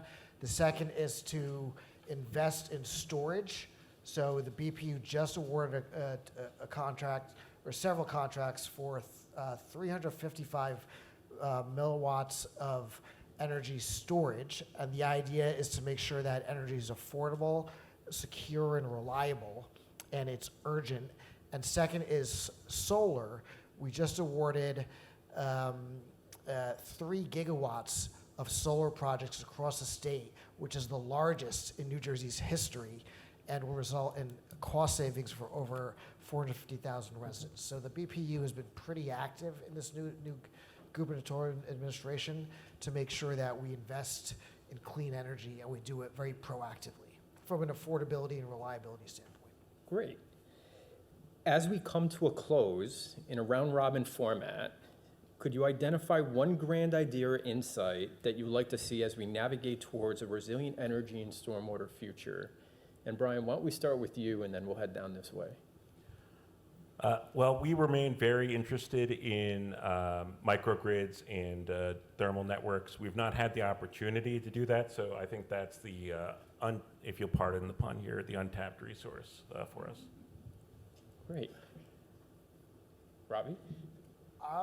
I would say it's coming together. You know, when you talk about climate mitigation and adaptation, one's offense. Like think about football. You know, if you want to have a good football team, you need to have a good offense, which is everything that we're doing today: batteries, solar, storage, clean energy. You know, that's the offense. It's all climate mitigation. But you also need a good defense, like any basketball team or baseball team or football team. You need a good defense. That's the adaptation. It's making sure that we understand that we might not contain global temperatures from pre-industrial levels to 1.5 degrees Celsius. So the climate's going to keep on warming. So what are we doing from a defensive strategy to adapt and make our cities more resilient? What infrastructure are we investing? How are we paying for it? We'll talk about that later.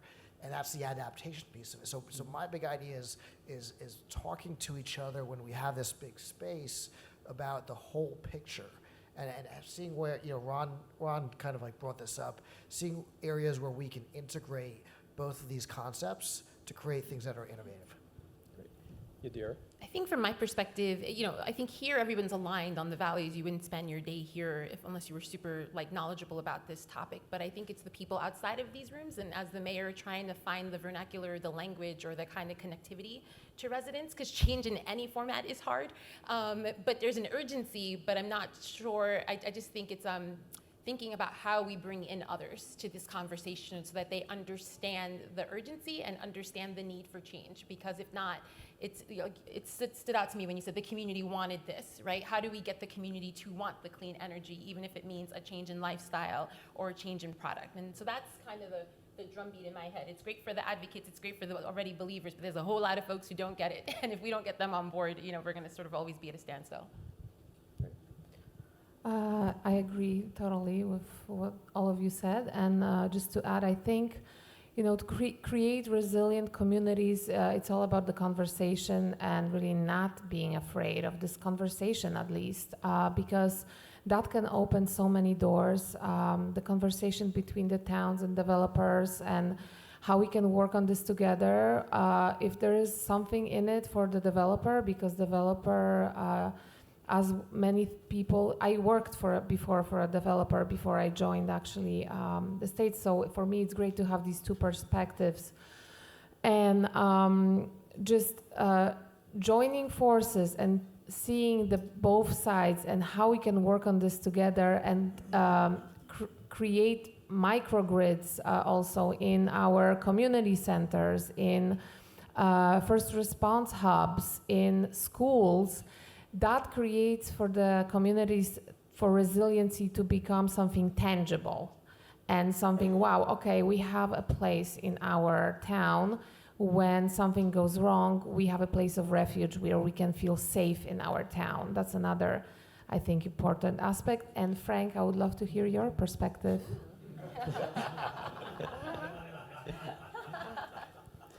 We haven't actually spoken at all today really about the role of either microgrids or the pairing and packaging of resilient energy resources together, right? Ron this morning in his presentation touched upon a little bit about solar and storage. Justin Driscoll talked about the importance of NYPA and what they're doing on NYPA renewables. But if we study the adaptation and insertion of battery storage on existing energy resources and the community benefits that actually are there, looking at not just large-scale batteries, but even smaller-scale batteries, and looking at how in California, taking what they call the duck curve, right, where they have significant penetration of solar during sunny hours of the day, and then they have to burn fossil fuel at night when there's no solar because there's no battery storage or hydro, right? The question is, how do we package and pair everything together, right? Including geothermal and the next wave of technologies, wind, and other resources and figure out a all-in-above mix of how we can satisfy our energy needs going forward for the long term in a cost-effective and affordable solution for everyone, right? We talk about water, food, sunlight, housing as things that are necessary, right, and should be attainable and affordable for everyone. But energy is one of those things that you can't exist without today, right? It's a basic necessity, and we got to figure out how to make it affordable like other basic necessities. All right? So thank you to this illustrious panel. They were great. Thank you.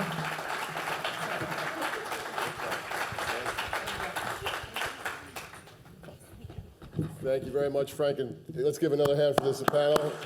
They are leaders in their communities, and that's what we need.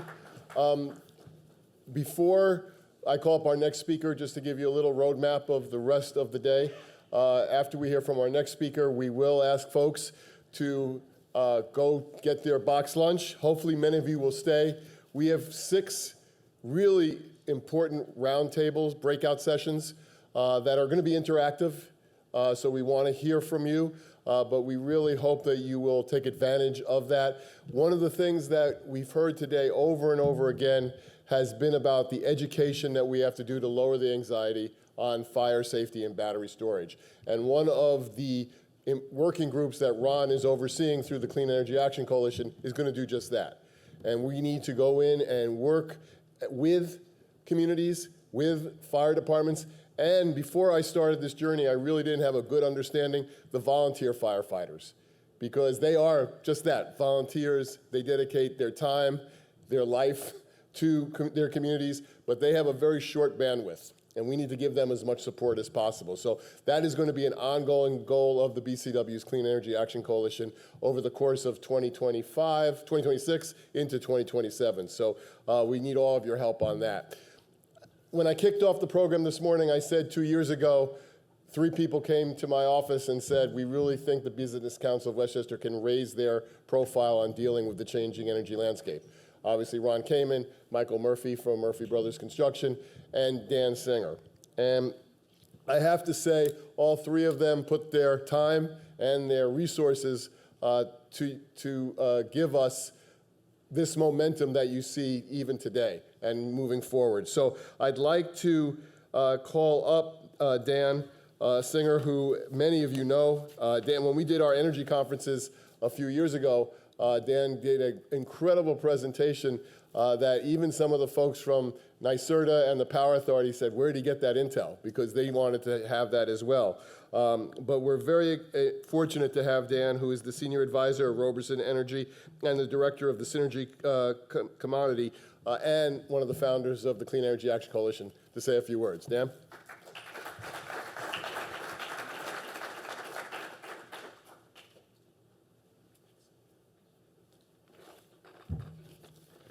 Thank you, John.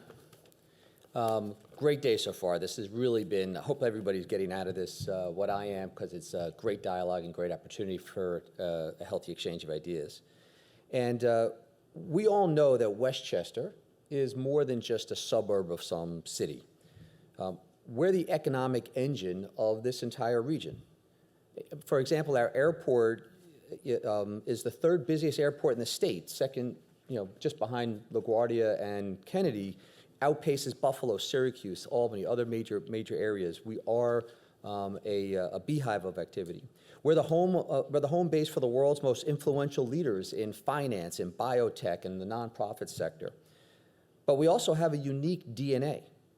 We're home to a progressive, environmentally aware citizenry that cares deeply about our collective impact. In other places, people have the luxury of simply advocating one extreme position on environmental issues or the other. But in Westchester, this is where real solutions are developed. We're at a place where multiple perspectives meet and where ideas become actions. So the Business Council of Westchester, they're the thread that pulls and holds all of this together. And only the BCW can bring a group as diverse and capable as the ones in this room here today. Marcia, John, and the entire team, thank you so much for your full-throated endorsement of this cause. The reputation that you've built over the years for this organization is the bridge for that innovation. It's what allows for dialogue amongst people who don't typically work together. You have helped set the table for collaboration between industry and government, and for cooperation among businesses and even industries that otherwise would have considered themselves to be competitors. The BCW has even provided the seed, the resources to ensure that we can take advantage of the opportunities like we are today.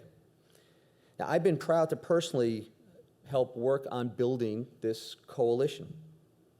Beyond the meaningful work, I've developed business contacts and personal relationships that I never anticipated I would. But you know, a famous philosopher, Woody Allen, once said that 75% of life is just showing up. Just being here, you've met that criteria. You showed up.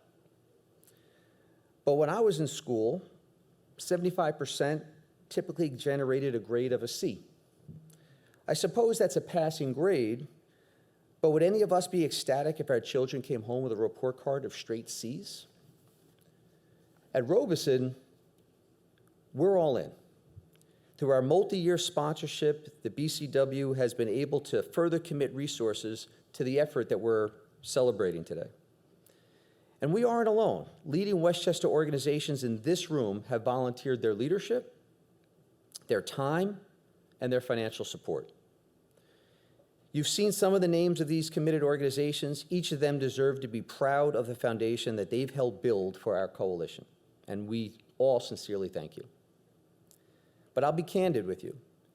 While many of us are altruistically motivated, that's not the whole story. Robeson and Dan Singer personally benefit by being associated with this effort. Clean energy isn't just a green initiative, it's a growth initiative. By supporting the Clean Energy Action Coalition, we're associating our brand with the de-risking of our local economy and ensuring Westchester remains and evolves at the premier place to do business. However, we're at a critical crossroads. People are taking notice of what we're doing. We have the attention of policymakers at every level, from local municipalities to county legislatures and state officials. We have a window right now to play an active role in shaping realistic, balanced solutions that not only ensure a safe future for our children, but also maintain prosperity and affordability for our neighbors. But we must be honest about what it takes to get there. Ron Kamen, who is responsible for this day and we've all come to admire and appreciate, has been giving literally everything he has to this cause. He has essentially set aside his consulting firm, Earthkind Energy, which he spent decades building so that he could lead this Herculean effort. That's not sustainable, pun intended. We cannot build a permanent bridge on temporary sacrifice. The technology exists, the policy is moving, but the bridge between a plan and practice requires capital. Every dollar that has been contributed has been put to masterful use by Ron and the BCW team. But we need more of you to move from showing up to ensuring that we can get straight A's. I'm asking you today to invest in the infrastructure that will help to power local businesses for the next 50 years. If you're so inclined, give simply because it's the right thing to do. But perhaps more importantly, invest in this initiative because you want a seat at the table as the solutions are being decided upon. Because a sponsor at any level to this, to be counted and recognized amongst those that made the pragmatic solutions into reality. Be amongst them. Let's show the rest of New York how Westchester leads. Support Seek today, and let's build a powerhouse, literally. So if you're so inclined, if you're curious, I encourage you to reach out to John, grab any one of us in the hallway. associate your brand with what the effort that we're all doing here. And thank you very much for your time and attention.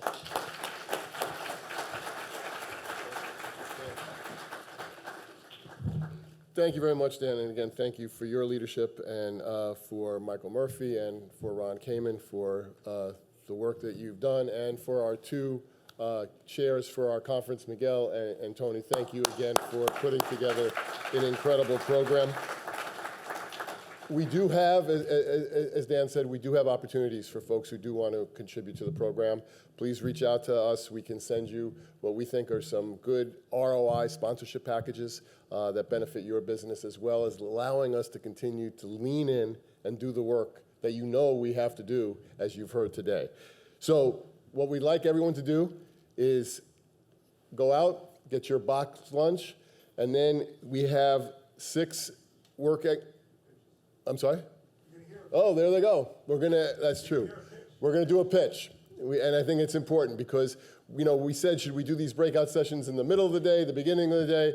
We want to give people an opportunity to hear from the experts that you heard from today, but these are all important areas that we know you can benefit from listening to. So not only will you be able to participate, but you'll also be able to get a box lunch as well. But I'm gonna ask each of, and we'll go 1 through 6, of the moderators for the breakouts to say a few words about what's going to happen in their session, and then we'll have everybody leave and get their box lunch and go to the back where each of the sessions are labeled. Thank you.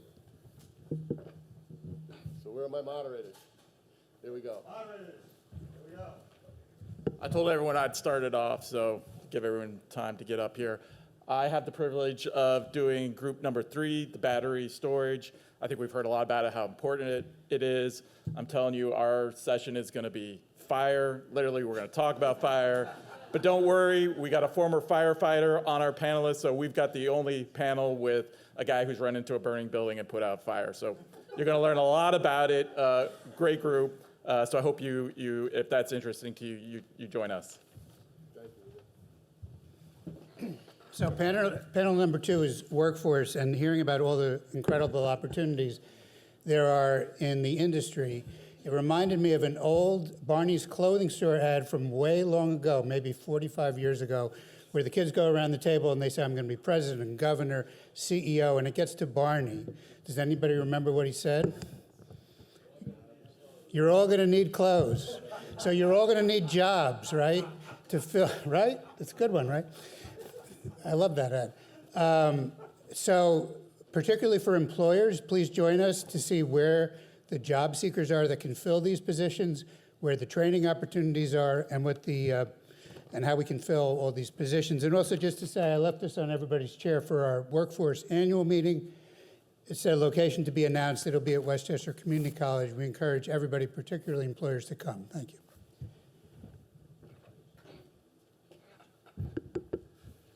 Once you find this place, the rest of the event is easy. It's very easy.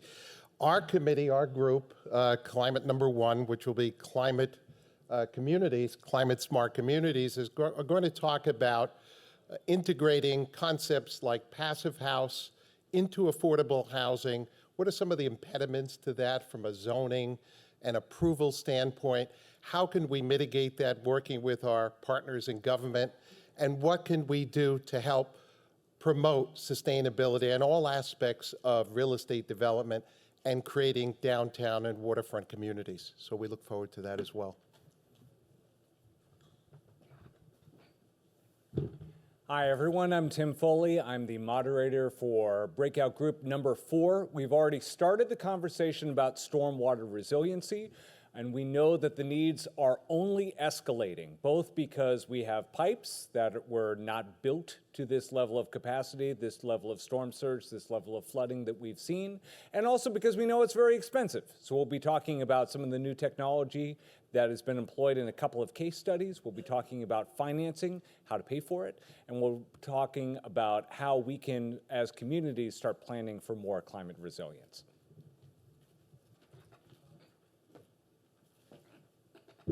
Good afternoon, everyone. My name is Stephen Levy, and I'm moderating roundtable number 5. We don't have any fires. Our fire is outside, but we have a couple of nationally recognized emissions experts in room number 5. And we're going to talk about the transition or potential solutions using renewable fuels, whether it's for transportation, for heat, for aircraft, marine, or vessels, or even power generation. We all know that we can't push the button for electrification or whatever that renewable, sustainable, affordable solution is going to be. So this is the transition to get there. Thank you.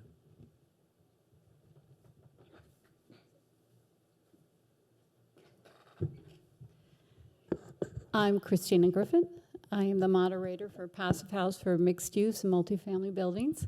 We use the German spelling for this title because we wanted everyone to know that this standard is based on energy conservation for buildings. And the word house in German means building. So please join us. We will have 3 architects and a building scientist. We're all members of the FIAS Alliance New York Southern Hudson Valley affiliate, and we're going to show you different ways to meet the Passive House standard in these types of buildings. Thank you all very much. Let's give our moderators a round of applause. We're going to let them go so they can set up for their rooms. Just a little more housekeeping. Can we also get the sponsor slides back up? Because, again, we do want to thank the sponsors who helped put this together and supported us and continue to support us. So let's give them another round of applause. So again, please feel free to make sure you stop by the exhibit tables, especially also the ones outside. Those are some very impressive demonstrations that you're seeing. The box lunches are in the back, and then you can find the breakout sessions that you want to attend. For those of you who would like to attend the tour that we're doing at the Croton-Harmon train station, we sent out the directions and the instructions for where you need to go. It's in the back of the virtual email that all of you should have received. But if you need, again, some specific directions, look for us, and we'll make sure we can point you in the right way. But Ron, correct me if I'm wrong, we really want everyone there by 2:30? Yeah, as close to 2:30 as possible so that we can have time to really see the important work that's happening there. So again, on behalf of Marcia, on behalf of Jamie, we want to thank you all for being here today. Enjoy the box lunch, enjoy the breakout sessions, and for those of you who can come to Croton train station, we'll see you there. Thank you all.